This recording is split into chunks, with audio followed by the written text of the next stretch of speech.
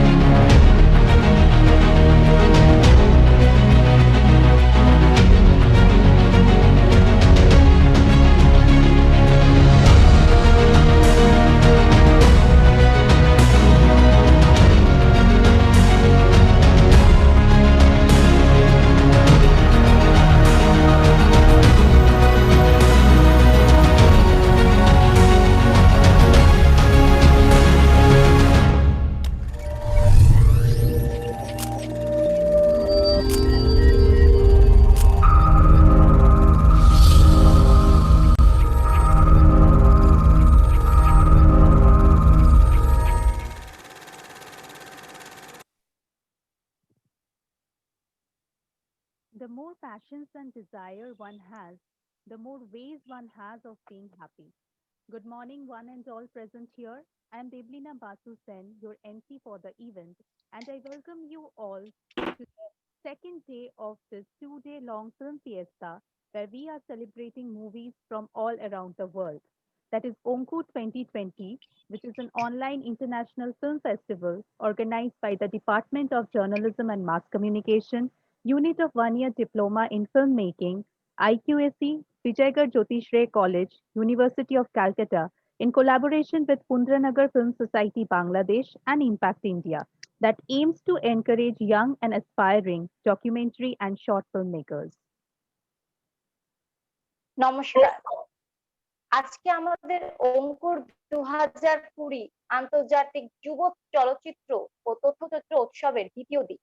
আমি নবীনা রায় মজুমদার এই অনুষ্ঠানে আগত সকলকে প্রভাতী শুভেচ্ছা জানিয়ে আজকের এই অনুষ্ঠান শুরু করছি। আজকের এই অধিবেশনটির দুটি ভাগ আছে।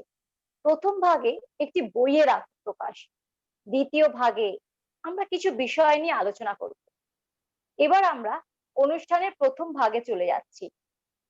ইংরেজি ভাষায় তথ্যচিত্র নির্মাণের অসংখ্য ভালো বই আছে, কিন্তু বাংলা ভাষায় নবীন ছাত্রছাত্রীদের হাতে খড়ি পর্যায়ের বই সেভাবে চোখে পড়ে না।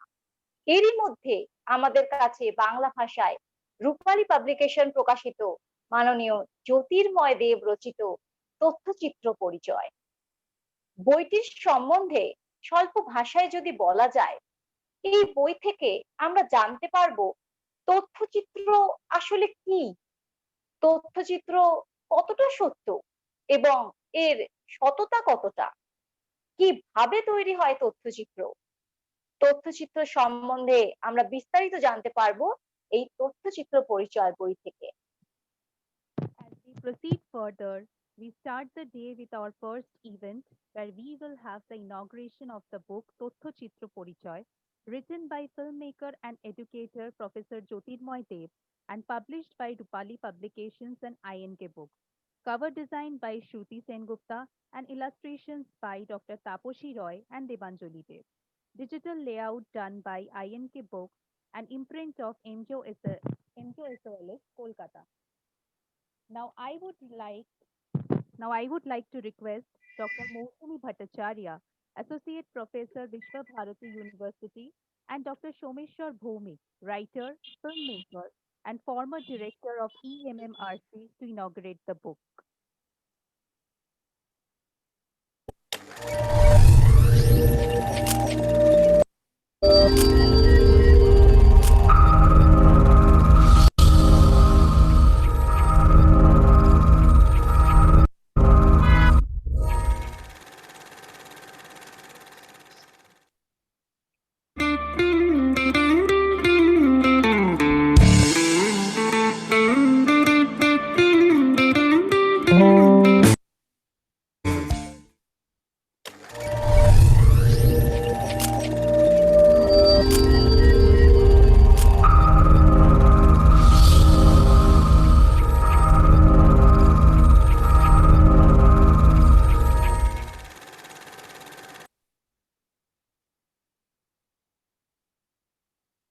বইয়ের উদ্বোধন সম্পন্ন হলো।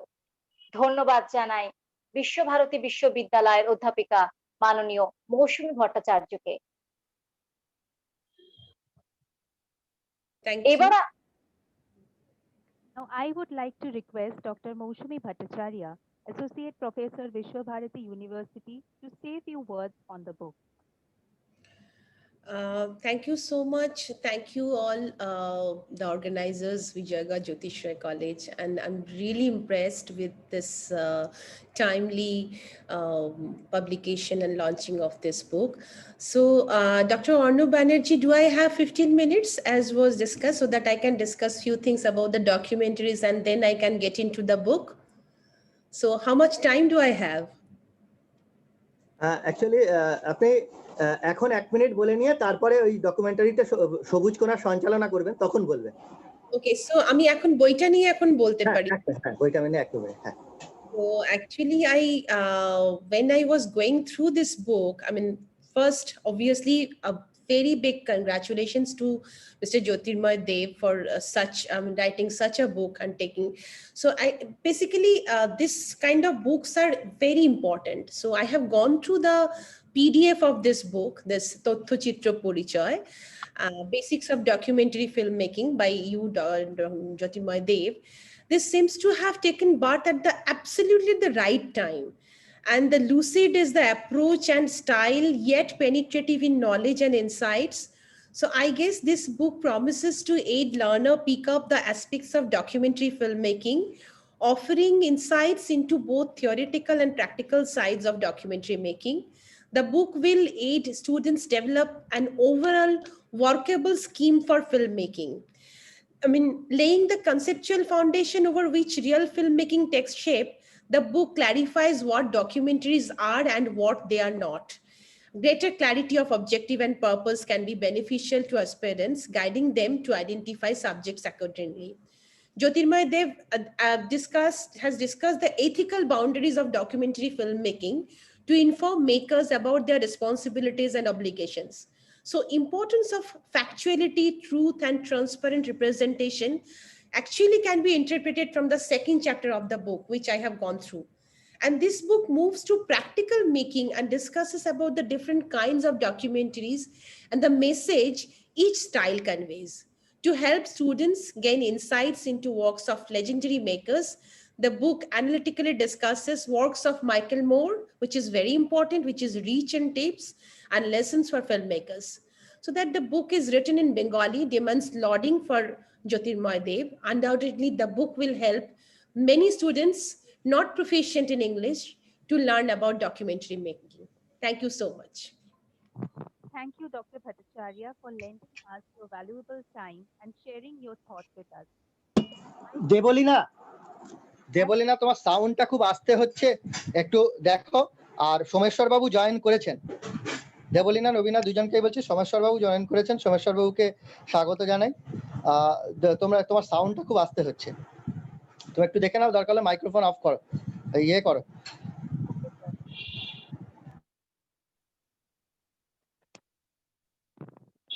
Now, I would like to request writer, filmmaker, and former director EMMRC, Dr. Someshwar Bhaumik, to share few words on the book.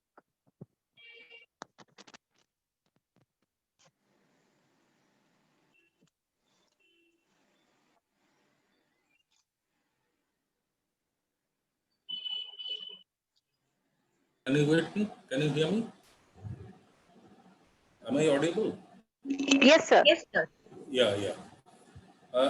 I due to unforeseen circumstances, I haven't had that opportunity to go through the book. So I'll just talk about it in a general way, in the sense that dealing with documentary at this very strange time is call of the hour, I should say. The things that are happening around us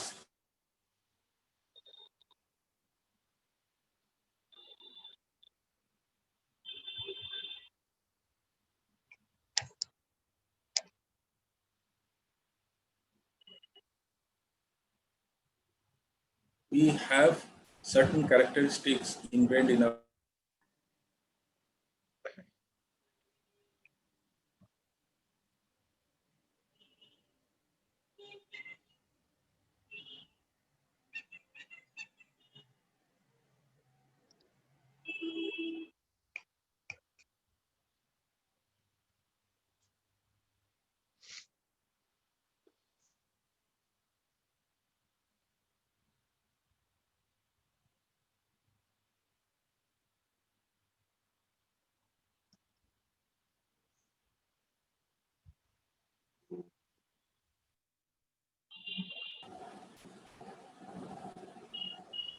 hello.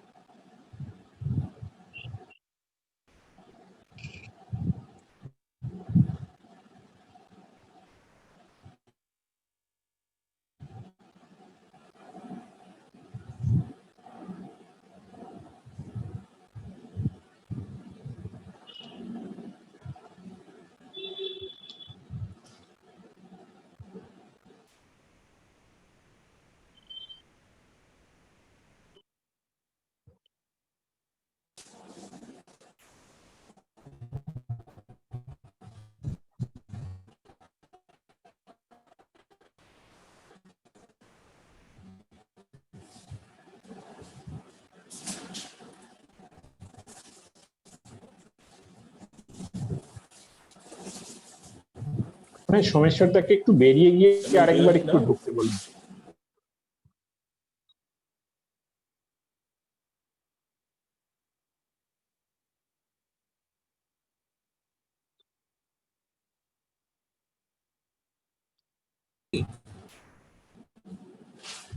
Hello, সবুজ? সবুজ কি হ্যাঁ শুনতে সোমেশ্বরদা, আমার মনে হয় আপনি একবার বেরিয়ে গিয়ে আরেকবার ঢুকবেন। পাচ্ছেন? দুবার বেরোলাম, দুবার ঢুকলাম। এবার শোনা যাচ্ছে, এবার শোনা হ্যাঁ, যাচ্ছে। এখন কিন্তু শোনা যাচ্ছে, আপনি বলুন। মনে হচ্ছে। হুম। Now, my point is that now is the time, I think, is the best time to engage with documentaries. But there is another issue that I want to place before you, that like we have certain set characteristics of feature films in our mind, but documentary, I think, is far more diffused as a subject matter. So documentary can take into its fold anything and everything under the sun. Point is that how you are engaging with it. Point is that how you are approaching your subject. So the way Jyotirmoy has approached his subject, I have just gone through his list of contents. I think he is on the right track, and I can just congratulate him on just producing or publishing this book at this point of time, and hope that he will continue working with it, and I will make my best effort to go through it in its entirety, although my family position is not conducive to reading it right now. That's all.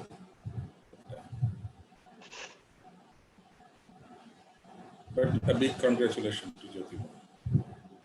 Thank you, sir, for your inspiring sermon. এবার আমরা অনুষ্ঠানের দ্বিতীয় পর্যায়ে চলে যাচ্ছি। তথ্যচিত্র নিয়ে আলোচনা এই চলচ্চিত্র প্রদর্শনেরই একটি। জানবো তথ্যচিত্র বা ডকুমেন্টারি আসলে কি। একটি ফিল্মের বিষয় নির্বাচনটি খুবই গুরুত্বপূর্ণ। কি বিষয় হওয়া উচিত, কিভাবে বিষয়টি নির্বাচন করা যায়, সেই দিকে নজর দিতে হবে। ছাত্রছাত্রীরা যারা উপস্থিত আছে তারা আজ একটি ডকুমেন্টারি ফিল্মের গঠন, বিষয় নির্বাচন সম্বন্ধে জানতে পারবে এবং তারা যে একটি ডকুমেন্টারি ফিল্ম তৈরিতে যে সমস্যার সম্মুখীন হয় সেগুলো কিভাবে তারা ওভারকাম করতে পারবে সেটা জানতে পারবে। এই ইউথ ফেস্টিভ্যালের উদ্দেশ্যই হচ্ছে নতুন প্রতিভাকে খুঁজে বের করা, কিভাবে তারা তাদের ছবিটিকে একটি অন্য জায়গায় নিয়ে যেতে পারবে সেই বিষয়ে আমরা দেখব। আপনাদের প্রশ্ন থাকলে বাংলা বা ইংরেজি ভাষায়, যেখানে চ্যাট বা কমেন্ট বক্স আছে, সেখানে আপনারা আপনাদের প্রশ্ন করতে পারেন। প্রশ্নোত্তর পর্বে আমরা আপনাদের প্রশ্ন নিয়ে আলোচনা করব। আসুন আমরা সেই দিকেই অগ্রসর হই। আজকের আলোচ্য বিষয় চলচ্চিত্র নির্মাণের পদ্ধতিগত ভাবনা। কিভাবে একজন ছাত্র নির্মাতা নতুন ছবিকে নির্মাণের সময় বিভিন্ন বিষয় সম্বন্ধে ভাবতে পারবে, আমরা সেই বিষয় নিয়ে আজকে আলোচনা করব। আজকের এই আলোচ্য বিষয় তৈরির যে আছে, সেখানেতে আমরা কিছু ভার্চুয়াল আলোচনা সভায় উপস্থিত আছেন ইএমএম কলকাতার ইএমএমআরসি এর অধিকর্তা, লেখক এবং চলচ্চিত্র নির্মাতা ডক্টর সোমেশ্বর ভৌমিক, বিশ্বভারতী বিশ্ববিদ্যালয়ের অধ্যাপিকা ডক্টর মৌসুমী ভট্টাচার্য, পুরস্কার প্রাপ্ত তথ্যচিত্র নির্মাতা এবং সম্পাদক মাননীয় সবুজ কোনার, চলচ্চিত্র নির্মাতা এবং অধ্যাপক মাননীয় জ্যোতির্ময় দেব। Now heading towards the second segment of the event, where we will have a talk on approach of documentary filmmaking with our panelist, which includes writer, filmmaker, and former director of EMMRC, Dr. Someshwar Bhaumik, Professor Vishwabharati University, Dr. Moushumi Bhattacharya, filmmaker and educator, Professor Jyotirmoy Dev, and editor and documentary filmmaker, Mr. Shobuj Konar. Reason can answer questions, but imagination has to ask them. We will have a question answer session at the end, and if you have any question for our panelist, you can drop it in the chat box. Now, I would request editor and documentary filmmaker, Mr. Shobuj Konar, to carry the event forward. Thank you. সুপ্রভাত সকলকেই। শোনা যাচ্ছে আমার কথা? ঠিক আছে। Yes, sir.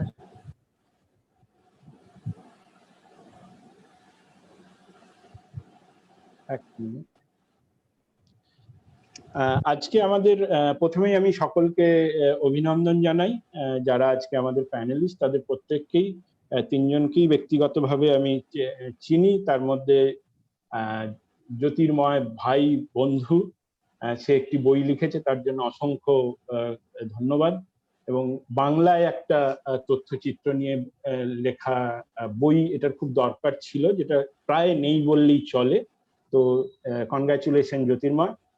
আর সোমেশ্বরদা, ওনার সম্পর্কে আমি কি বলবো, মানে ওনার কাছ থেকে যে কত কিছু শিখেছি বা জেনেছি বা আজও জানছি, সেটা আর বলার অপেক্ষা রাখে না। খুব অসুবিধার মধ্যেই উনি আজকে আমাদের সাথে আছেন। সোমেশ্বরদা ধন্যবাদ। মৌসুমী দি, হয়তো আমাদের মুখোমুখি খুব একটা দেখা হয়নি, দু একবার হয়তো ইএমআরসি পাকসার কাছে হয়তো কয়েক ঝলক দেখা হয়েছে, কিন্তু আপনার সাথে ফোনে বেশ কয়েকবার কথা হয়েছে। তো তিনজনকেই আমার অভিনন্দন। আর আরেকটা বলার কথা, যে এন্টায়ার অঙ্কুর টিম এই প্যান্ডেমিকের বাজারে তারা এই লাস্ট 1 মাস ধরে যে পরিশ্রম এবং যে অধ্যাবসায়ের মধ্যে দিয়ে এই কাজটি করছে, তার জন্য এন্টায়ার টিমকে আমার অসংখ্য ধন্যবাদ। এই সিচুয়েশন নিয়ে তো কিছু বলার নেই, জানি না আমরা কবে এটার থেকে উদ্ধার হতে পারবো, কিন্তু আমার যেটা মনে হয় যে কোভিড-19 যেরকম আমাদের অনেক কিছু আটকে দিয়েছে, কিন্তু অনেক কিছু আমাদের শিখিয়েওছে। বিশেষ করে আজকের এই ভার্চুয়াল বা অনলাইন একটা সেমিনার বা এই কথাবার্তা, হয়তো আমরা ভাবতামই না যে এইভাবে কিছু একটা আমরা করতে পারি।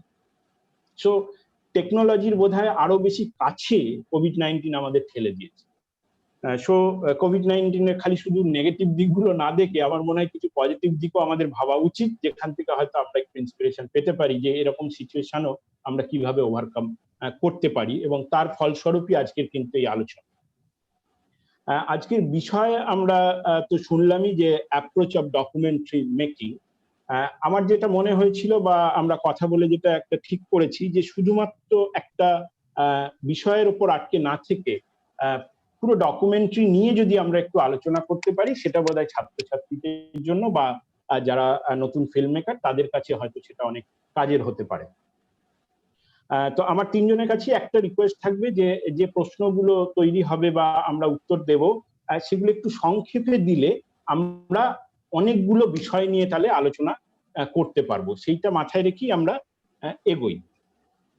আমরা সকলেই জানি যে এই চলচ্চিত্রের শুরু বা চলমান ছবি শুরু হচ্ছে 1895 থেকে, প্রায় ধরা যেতে পারে the train arriving at the station থেকে যে যাত্রা শুরু হয়েছিল, আজও তা বিরাজমান। এবং খুব অবাক লাগে যে এই অডিও ভিজুয়াল মাধ্যম হয়তো 125-26 বছরের ইতিহাস, কিন্তু এই 125-26 বছরে যে জায়গায় এটা রিচ করেছে এই শিল্প মাধ্যমটি, সেটা অভাবনীয়। হয়তো কোনো শিল্প মাধ্যমই এই জায়গায় এত কম সময়ে বোধহয় পৌঁছতে পারেনি। সেটাই হচ্ছে যে আমরা বারবার যেটা আলোচনা করি, যে অডিও ভিজুয়ালের ইম্প্যাক্ট এবং তার গুরুত্ব।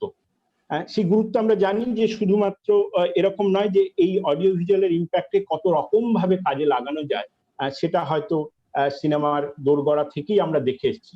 ইভেন আমরা যদি ভাবি যে বলশেভিক মুভমেন্টের পরে যে স্বয়ং লেনিন কিভাবে সিনেমাকে ব্যবহার করেছিলেন যে পুরো জাতির উদ্দেশ্যে, এবং গোটা সেই সময় রাশিয়ার মানুষকে কিভাবে উদ্বুদ্ধ করতে চেয়েছিলেন এই অডিও ভিজুয়াল, বা তখন হয়তো প্রথম দিকে অডিও ছিল না, কিন্তু শুধুমাত্র চলমান ছবি দিয়ে মানুষদের কিভাবে উদ্বুদ্ধ করেছিল। একটা ভেঙে যাওয়া দেশ, তাকে নতুন গড়ার স্বপ্ন কিন্তু এই একটা মাধ্যম ছিল, যার মাধ্যম দিয়ে কিন্তু পৌঁছানোর চেষ্টা করেছিলেন তিনি।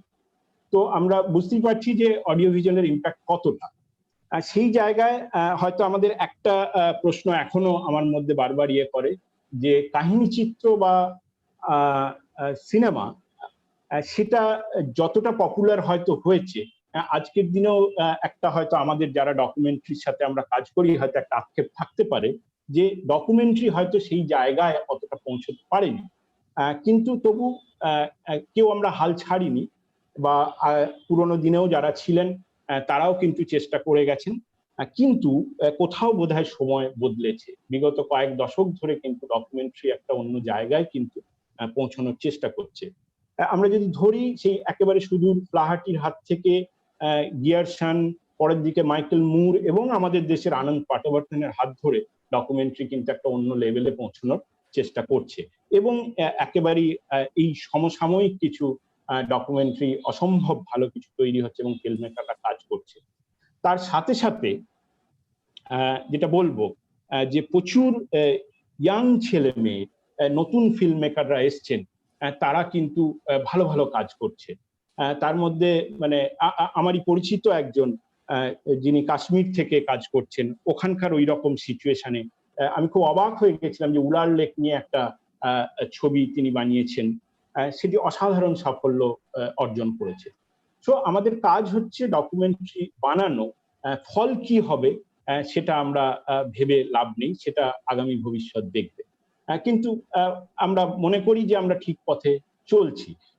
তো আজকের এই বিষয়ে যে ছাত্রছাত্রীদের যেটা আমরা জানানোর চেষ্টা করব ওভারঅল ডকুমেন্টারি সম্পর্কে।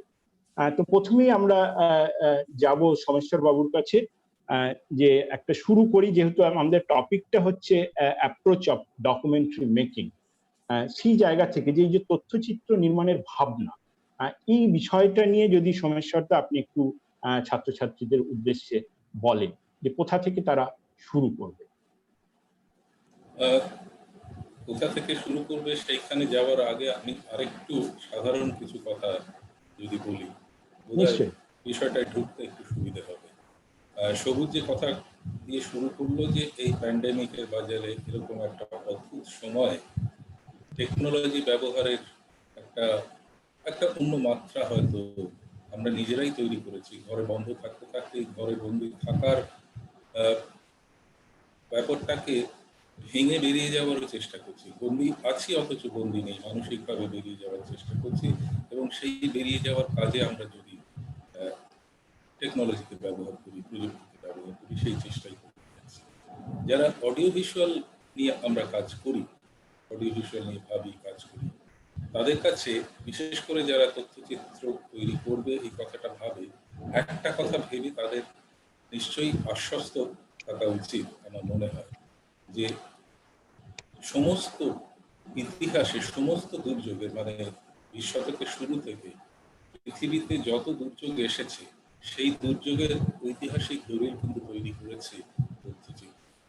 ফলে যতই আমরা ছবি বলতে এখনো সিনেমা বলতে বুঝি মূলত ফিচার ফিল্ম, কিন্তু তথ্যচিত্রের জায়গাটা আমাদের মন থেকে বা আমাদের ইতিহাস থেকে কোনোদিনই মুছে যায়নি। এবং বিশেষ করে দুর্যোগের মধ্যেই তথ্যচিত্র তৈরি হয়েছে, দুর্যোগের মধ্যে নিজের জীবনের ঝুঁকি নিয়ে তথ্যচিত্র নির্মাতারা তাদের কাজে এগিয়ে গেছেন এবং অসামান্য সব ঐতিহাসিক দলিল তৈরি করে আমাদের ইতিহাসকে সমৃদ্ধ করেছেন এবং আমাদের মননকেও এক ধরনের সমৃদ্ধি দিয়েছেন, যার থেকে আমরা সামনে এগোনোর রসদ পাই। এইখানে হচ্ছে তথ্যচিত্রের আসল যুগ। নিশ্চয়ই দুর্যোগের সময়েও ফিচার ফিল্মও তৈরি হয়েছে, কিন্তু ফিচার ফিল্মের একটা অন্য মাত্রা আছে যেটা তথ্যচিত্রের মধ্যে আপাত দৃষ্টিতে হয়তো দেখা যায় না, but there is an element in the documentaries which brings us more into the realistic events. সেইটা হচ্ছে তথ্যচিত্রের আসল জোরের জায়গা। তবে আমরা যদি তথ্যচিত্র নিয়ে সত্যি সত্যি খুব সিরিয়াস থাকি, তাহলে যেটা সবুজ বারবার বলবার চেষ্টা করছি যে কিভাবে আমরা এগোবো, সেই অ্যাপ্রোচ নিয়ে একটু চিন্তা ভাবনা সত্যি করা দরকার। তবে আমি শুরুতেও বলেছিলাম এই বইয়ের উদ্বোধনের সময় আমার ছোট্ট একটা কথা বলার থাকে এখানে, যে ফিচার ফিল্ম নিয়ে আমরা যেভাবে গবেষণা করি, যেভাবে আমরা আলোচনা করি, অ্যানালাইজ করি ফিচার ফিল্মকে, তথ্যচিত্রকে হয়তো সেভাবে অ্যানালাইজ করি না। তার কারণ তথ্যচিত্র ওরকম খুব একটা মানে তথ্যচিত্রের মধ্যে এত বৈচিত্র্য তৈরি করা সম্ভব যে তাকে এইভাবে ছাঁচে ফেলে তকমা দিয়ে বিশ্লেষণ করার এতে পদ্ধতিতে বোধহয় ফেলে দেওয়া যায় না। তথ্যচিত্রের এটা আমি মনে করি একটা জোরের জায়গা, যে বিষয়টা এতই বিস্তৃত যে তথ্যচিত্রকে একটা কোনো খোপে ঢুকিয়ে দেওয়া সম্ভব না। ফলে যে কোনো বিষয় নিয়ে ছবি হতে পারে, যে কোনো বিষয় নিয়ে ডকুমেন্টারি হতে পারে। ডকুমেন্টারির মূল কথাটা কি? যদি আমরা সিনেমার শুরুতে ফিরে যাই, সিনেমা শুরু হয়েছিল তখন বলা হতো অ্যাকচুয়ালিতে, সত্যি সত্যি যে ঘটনাগুলো ঘটছিল সেইগুলোকে রেকর্ড করে মানুষকে দেখানোর মধ্যে দিয়ে সিনেমার সূত্রপাত। কিন্তু আস্তে আস্তে, ফলে প্রথম সিনেমা আমরা জানি যেটা সবচেয়ে সবাই নাম জানেন, film engine arriving at a স্টেশনে ট্রেন ঢুকছে, বা ফ্রেড অটোস স্লিজ, এইগুলো আমরা দেখেছি যে সিনেমা হিসেবে প্রচারিত হয়েছে। এগুলো তো আসলে জাস্ট একটা ঘটমান জিনিসের রেকর্ডিং।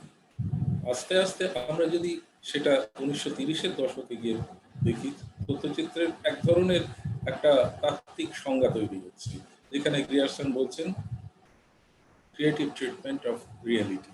এই কথার মধ্যে কিন্তু অনেক কিছু ঢুকে গেল। রিয়েলিটিকে ট্রিট করবো কিন্তু ক্রিয়েটিভলি। তার মানে আমার সামনে যে ঘটনাগুলো ঘটছে, শুরুটা যেভাবে হয়েছিল অ্যাকচুয়ালিটি, যা ঘটছে সেটাকেই তুলে ধরা। গ্রিয়ারসন কিন্তু জিনিসটাকে একটা অন্য মাত্রায় নিয়ে গেলেন। আমার সামনে যে ঘটনাগুলো ঘটছে সেগুলো থেকে ঝাড়াই বাছাই করে এবং নিজের শিল্পবোধ, নিজের সংবেদন এইগুলো যোগ করে আমরা এক ধরনের সংবাদ নির্মাণ বা ইতিহাস নির্মাণ, তথ্যচিত্র এক অর্থে আমি যে শুরুতেই বলেছিলাম না, তথ্যচিত্র ইতিহাস নির্মাণ করে, সেই ইতিহাস নির্মাণের দিকে ঠেলে দেওয়া হলো।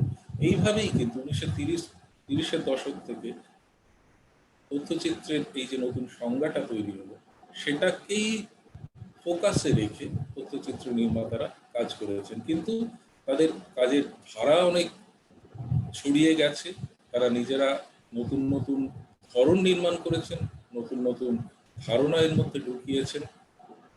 ফলে তথ্যচিত্র এখন একটা বিরাট বিষয়, অগাধ একটা সমুদ্র আমি বলতে পারি, যে সমুদ্রের তল হয়তো পেতে গেলে আমাদের বহু চেষ্টা করতে হবে। আমরা সবটাও জানি না তো যে সারা পৃথিবীতে তথ্যচিত্র কোথায় কি ধরনের তথ্যচিত্র তৈরি হচ্ছে, কিন্তু আমরা চেষ্টাটা জারি রাখতে পারি, খোঁজটা রাখতে পারি এবং নিজেরা নিজেদের মনন দিয়ে তথ্যচিত্র, আমি আমার চারপাশে কি ঘটছে সেই ব্যাপারে আমার প্রতিক্রিয়া জানানোর মধ্যে দিয়ে এই অডিও ভিজুয়াল মিডিয়ামকে ব্যবহার করে সেই প্রতিক্রিয়া জানানোর মধ্যে দিয়ে সেই চেষ্টাটা আমি জারি রাখতে পারি। আর আরেকটু যদি সময় পাওয়া যায় সবুজ, আমি আরেকটা কথা এই জায়গায় প্লিজ বলুন। একটু বলে দিচ্ছি। আমরা মাত্র 2 মাসও এখনো হয়নি, আমরা একজন বিরাট মানুষকে, মানে কমিউনিকেশন স্টাডিজের একজন বিরাট মানুষকে আমরা হারিয়েছি, ফাদার গাস্তো রোবেজ। 5ই অক্টোবর তার প্রতিষ্ঠিত প্রতিষ্ঠান চিত্রবাণীর 50 বছর পূর্ণ হল, এবং এই গাস্তো রোবেজের সঙ্গে কাজ করতে করতে আমরা দেখেছি উনি তথ্যচিত্রকে, উনি নিচে কিন্তু ফিচার ফিল্ম অ্যানালাইজ করছেন, কিন্তু উনি যখন তার ছাত্রদের বা অনুরাগীদের কাজের দিকে ঠেলে দিচ্ছেন, উনি কিন্তু বলছেন তোমরা আগে ফিচার ফিল্মে যেও না, তোমরা আগে তথ্যচিত্র তৈরি করো, আগে ডকুমেন্টারি তৈরি করো, সেই দিকে উনি ঠেলে দিচ্ছেন। কারণ বলছেন যে এইটা করতে করতে তোমাদের কিন্তু হাত পাকবে, তোমাদের মাথাও অনেক পরিণত হবে।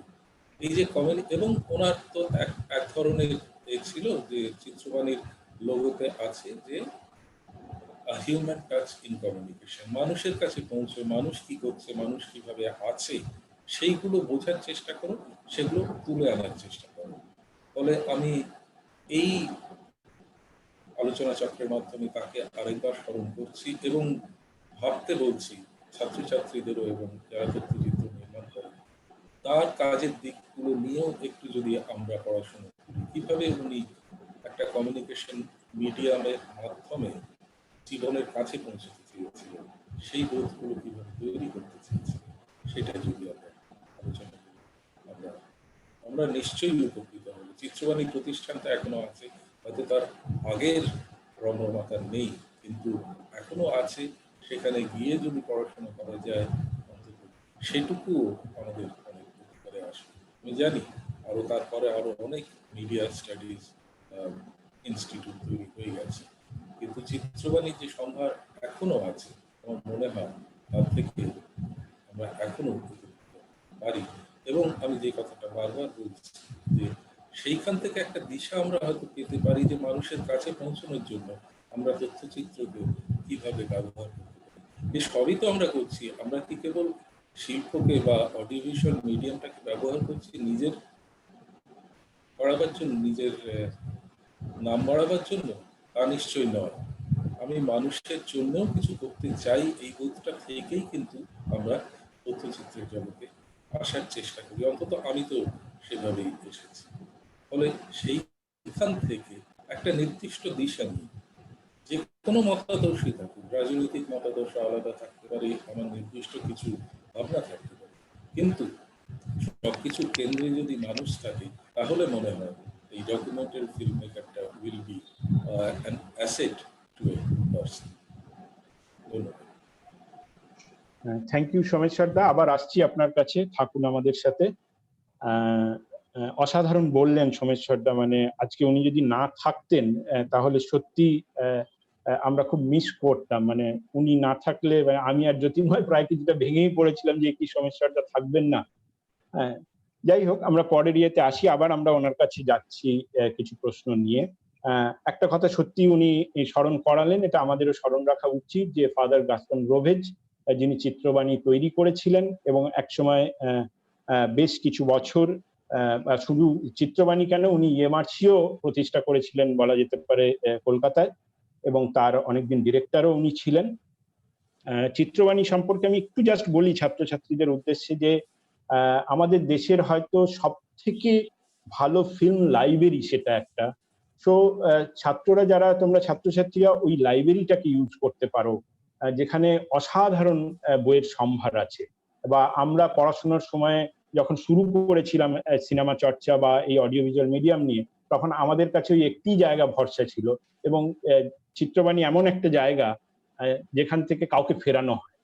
তো সেটাকে তোমরা ব্যবহার করতে যদি পারো তাহলে এর থেকে ভালো কিছু আর হয় না। এবং আরেকটা সোমেশ্বর দা যেটা বললেন যে ফাদার রোভেজ সম্পর্কে জানার, যে সত্যি ভারতীয় ছবির, শুধু ভারতীয় আমাদের কলকাতার মানে সাথে সাথে ভারতীয় ছবি নিয়েও উনি যে ধরনের চর্চা করেছেন, এবং মানে তাকে বলাই হয় যে ফাদার অফ ফিল্ম স্টাডি আমাদের দেশের ক্ষেত্রে। তো তার সম্পর্কে তোমরা সবাই একটু জানার চেষ্টা করো আর কি। সেটাই তাকে আমাদের সম্মান জানানোর সব থেকে ভালো উপায় হতে পারে আর কি। একটু পরের ইয়েতে আমরা আসি, আমরা আলোচনাটাকে একটু এগিয়ে নিয়ে যাই। এবার আমি মৌসুমীদির কাছে আসব, যে সোমেশ্বরদা যেটা বললেন যে এই সময় যে খুব খারাপ সময় বা কঠিন সময়, এই সময়েই কিন্তু অসাধারণ তথ্যচিত্র এবং সিনেমা দুটোই হয়তো তৈরি হয়, বা এই সময় আমরা ভেঙে বেরোনোর চেষ্টা করি, নতুন কিছু করার চেষ্টা করি, বা এই সময়টাকে ধরে রাখার চেষ্টা করি থ্রু ডকুমেন্টারিজ। সো এইখানে আপনার কাছে আমার যেটা প্রশ্ন, যে একজন নতুন ফিল্ম মেকার বা যারা আসে তারা একটা কনফিউশনে সবসময় ভোগে যে তারা কি তৈরি করবে বা কি বিষয় নির্বাচন করবে, সেটা নিয়ে একটা তাদের মধ্যে কনফিউশন চলতে থাকে। তো এইখানে আপনি যদি একটু আমাদের আলোকপাত করেন যে বিষয় কিভাবে নির্বাচন করা যায় বা কি বিষয় ধরা যেতে পারে কোন সময়, সেইটা সম্পর্কে যদি একটু বলেন। অনেক ধন্যবাদ সবুজ কুমার বাবু, আমার ভীষণ ভালো লাগছিল। সব থেকে বড় কথা, আমার প্রথমেই মানে আমি ধন্যবাদ জানাচ্ছি ডক্টর সোমেশ্বর ভৌমিককে, এবং আমি যে ওনার সঙ্গে এক প্যানেলে বসে বলছি এটাও আমার জন্য একটা বিরাট সম্মান। আমি খুব মন দিয়ে শুনছিলাম ওনার কথা, আমি আগেও শুনেছি এবং অনেক বিষয়ে আমি ওনাকে মানে রীতিমতো ফলো করি যাকে বলে। তো ওনার বলার পরে আমার বলাটা একটুখানি, আমি জানি না এক্স্যাক্টলি যেটা উনি বললেন তথ্যচিত্র নিয়ে, যেটা একটা অগাধ সমুদ্র এবং সেখান থেকে মানে বিষয় বেছে নেওয়া, মানে এটা একটা সত্যিই বড়। আমি একটু ছোট করে গুছিয়ে বলার চেষ্টা করছি আমার মতো করে। অবশ্যই মানে সোমেশ্বর ভৌমিক, ডক্টর সোমেশ্বর ভৌমিকেরও অনেক বিভিন্ন কাজের মধ্যে দিয়ে অনেক অবদান আছে আমাদের এই ডকুমেন্টারি মানে সংক্রান্ত পড়াশুনো নিয়ে। আমি আমাদের স্টুডেন্টদের অনেক কিছুই পড়াতে হয় আমাদের। আপনাদের ইএমএমআরসির অনেক আমরা উদাহরণ দিই, স্পেসিফিক্যালি আপনি চিত্রবাণী নিয়ে যে কথাটা বললেন বা ফাদার অ্যাকচুয়ালি মানে অনেক কিছু শিখেছি। আপনি নিশ্চয়ই খুব ভালো করে জানেন ওনার সঙ্গে শান্তিনিকেতনেরও একটা বিশেষ যোগাযোগ ছিল। একদম। উনি রেগুলার যেতেন ওখানে, বিভিন্ন রকমের কাজকর্ম করেছেন। তো সেটা তো একটা বিষয়। আর সবাইকে অনেক ধন্যবাদ আমাকে এই প্ল্যাটফর্মে বলতে দেওয়ার জন্য। আর সবার অনুমতি নিয়ে আমি যদি একটু ইংরেজিতে বলি আশা করি অসুবিধে নেই। মানে যেহেতু ইন্টারন্যাশনাল ফিল্ম আমি শুনেছিলাম ফেস্টিভ্যালের ব্যাপার, সেই জন্য আমি একটুখানি জাস্ট কতগুলো ছোট ছোট কিছু কথা বলবো, এবং অবশ্যই বিষয় নির্বাচন নিয়ে আমার নিজের যেটুকু বক্তব্য বা আমি যেভাবে কাজ করি আমি শেষের দিকে অবশ্যই সেটাতে আসবো। আমি আমার ছোট্ট বক্তব্যটা জাস্ট দুটো তিনটে পার্টি একটু ভেঙেছি।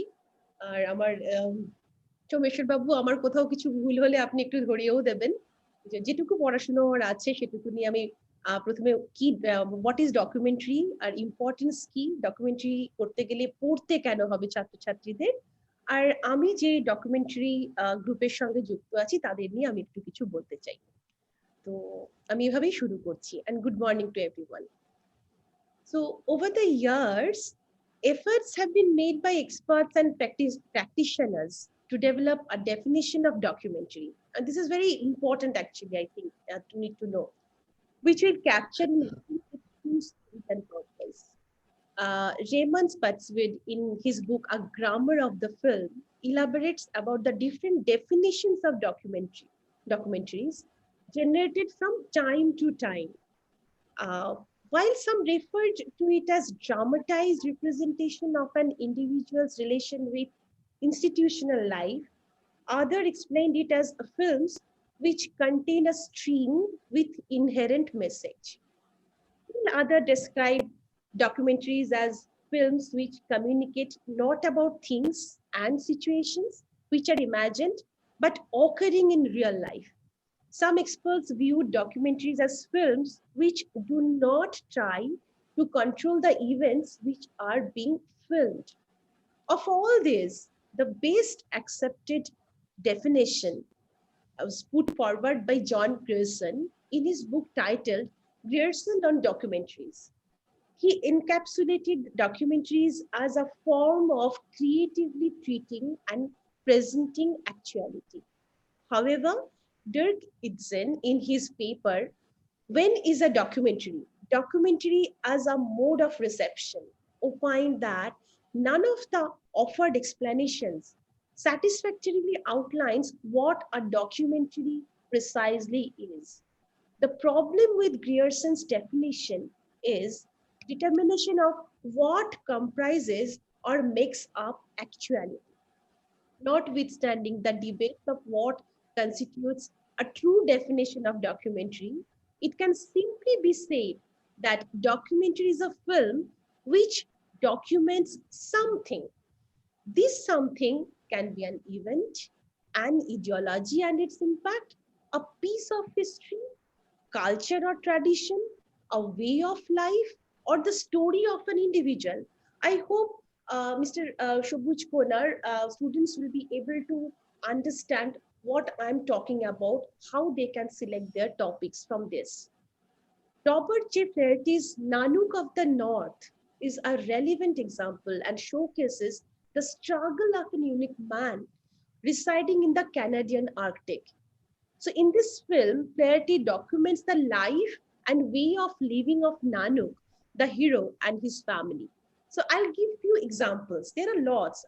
So, and I'll just try to make a few points here with few documentaries. So Anand Patwardhan's Father, Son, and the Holy War is another pertinent example and documents fanaticism associated with beliefs and ideologies and the impact it has on societal functioning, peace, and harmony. Irrespective of scholarly debates about what constitutes a relevant definition of documentaries, its importance remains above debate. They are vital documents providing glimpses into different facets of life of individual and nations. So here lies the importance of documentaries. When a particular story or viewpoint is not adequately covered by mainstream media, documentary filmmakers get motivated to get into action. As such, documentaries can be humorous, poignant, disturbing, ironic, absurd, inspirational, amusing, and shocking, or any combination of this. Documentary filmmakers take viewers into new worlds and experiences through presentation of factual information about real people, places, and events. These are portrayed through the use of actual images and artifacts. These documentaries have the power to educate as they are subjected to in-depth treatment and contain informative resources. As such, documentaries can stimulate dialogues and discussions about myriad subjects, topics, and issues. They serve as powerful tools, bringing important topics to the table in a captivating way. Stimulation to extended conversations and sometimes even social movements is not unheard of in the context of documentaries. Documentaries promote culture by exposing young people, students, to different cultures, creating learning opportunities. Documentary watching is known to positively impact reading habits and enables analysis in depth. Being an informative resource, documentaries have emerged as platforms to create dialogue, which we are doing right now. Documentaries provide an opportunity to understand and connect with the world. Watching them with friends and also talking about them are important outcomes. Gathering in groups to watch and discuss a documentary aid in initiating conversations about meaningful and timely content. The essential element of a good documentary is simply the story. The audience must have an intellectual and emotional tie to the film. A well-edited film allows for a more unprejudiced approach. Each person or subject that is identified brings a unique focus to the film and requires a voice that is impartially heard. Viewers consider documentaries as factual and so intake of message is stronger. Documentaries educate, inform, instruct, and inspire the audience, we all know. Offering depth and breadth of knowledge, documentary is an effective medium to introduce new topics or provide vivid information about specific topics. They support development of general knowledge over knowledge in specific areas only. employing certain film techniques to inform, convince, and persuade as a means to position viewers to respond in intended ways. Documentaries mediate meaning. They stand between the subject and the viewer, providing some version or interpretation of the subject. Yes, this also has got negative connotation. You have to keep that in mind. Documentary makers are increasingly utilizing social impact campaigns with their films, which can be positive and negative both. Social impact campaigns seek to leverage media projects by converting public awareness of social issues and causes into engagement and action, largely by offering the audience a way to get involved. If you remember, Kony 2012, Salam Neighbor, Gasland, Living on $1, and Girl Rising are pertinent examples. Silent documentary like Body Song, made a long time back, it's in 2003, won a British Independent Film Award for Best British Documentary. The 2004 film Genesis shows animal and plant life in states of expansion, decay, sex, and death with some but limited narration. For knowledge, voiceover, silent narration, and hosted narrator are the three styles used in documentaries. Documentaries can pack huge emotional punches and open up worlds not known to have existed. This facilitated consideration of views drastically opposite to one's own, and thus has contributed some thrilling pieces of work. Grizzly Man needs a special mention here. This animated film about the 1982 Lebanon War does not strike as the most obvious route to take about the Middle East conflict. Waltz with Bashir is one of the best films made in this century. Drawn from director Ari Folman's own experience as a soldier in the war, Waltz with Bashir explores Folman revisiting his days as a soldier to understand why he cannot remember that period. Citizen 4 takes on the subject of global surveillance and makes it personal, perhaps the only route to get people to act against such practices. It is a real-time documentary about the 8 days over which Edward Snowden revealed the true depth of NSA surveillance. I hope everybody can remember the incident. His subsequent flight from Hong Kong and eventual asylum in Russia has added to the sensitivity of this documentary. The most incredible and tragic story is the subject of deep water. Amateur sailor Donald Crowhurst enters the race to save his ailing business. He secretly quits the race, reports false positions, and disappears. The film tries to understand Crowhurst and the nature of loneliness at sea. Fascinating and controversial, The Revolution Will Not Be Televised film gave viewers unprecedented access to Venezuela's larger-than-life President Hugo Chavez during the events of the 2002 coup against him. Control Room is documentation of relation between Qatar news agency Al Jazeera and US Central Command during the 2003 Iraq invasion. Another poignant documentary charts the rise of the HIV/AIDS epidemic in North America and the struggles the AIDS activists get effective drugs on the market in time for them to have any impact. Now, I will quickly come into the importance of books on documentary making. As today we have launched a very important book of Jyotirmoy Dev. So I think that I should at least discuss something, and I think it will answer to Mr. Shobuj Kona's thing also, like how to build up story ideas and how to do things. For this, reading is very important. So I'll just discuss few points about it. Like for documentary making aspirants, it is very important to refer to books on documentary making, as the finest of filmmaking can be achieved through gaining knowledge about the art form, learning about the spirit and decisions of those who moved against authorities and institutions to make great movies brings inspiration and knowledge. Stages involved in documentary making, as outlined in text, are pre-production, production, and post-production. Reading about Rodriguez's journey can offer aspiring filmmakers aspiring filmmakers useful insights into how movies can be made by leveraging the experience of those who have been into filmmaking.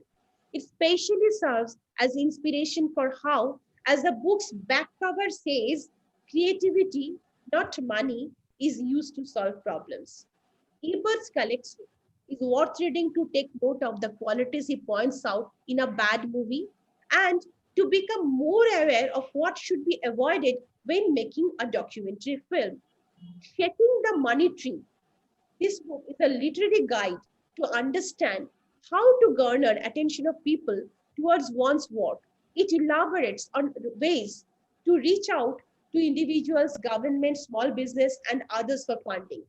While the book does emphasize seeking financing for non-commercial films, it offers several learning equally applicable to whatever film a director plans to make. For example, compiling a mission statement about the film and vision can help persuade everyone from an actor to a studio to get interested in the project. This is also very important, I guess.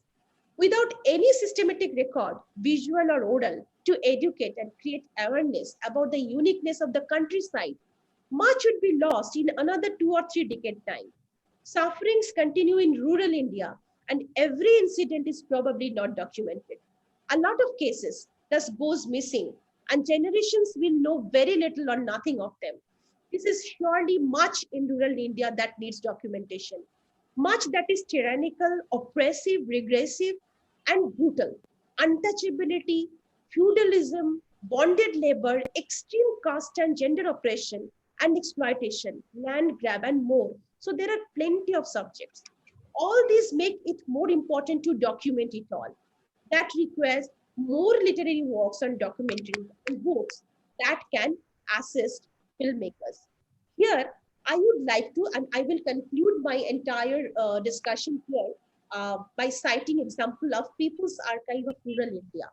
So I am attached with People's Archive of Rural India, which has a plethora of documentary works, which holds out rural India and life to audience elsewhere. I would request all of you to go through the website at least once.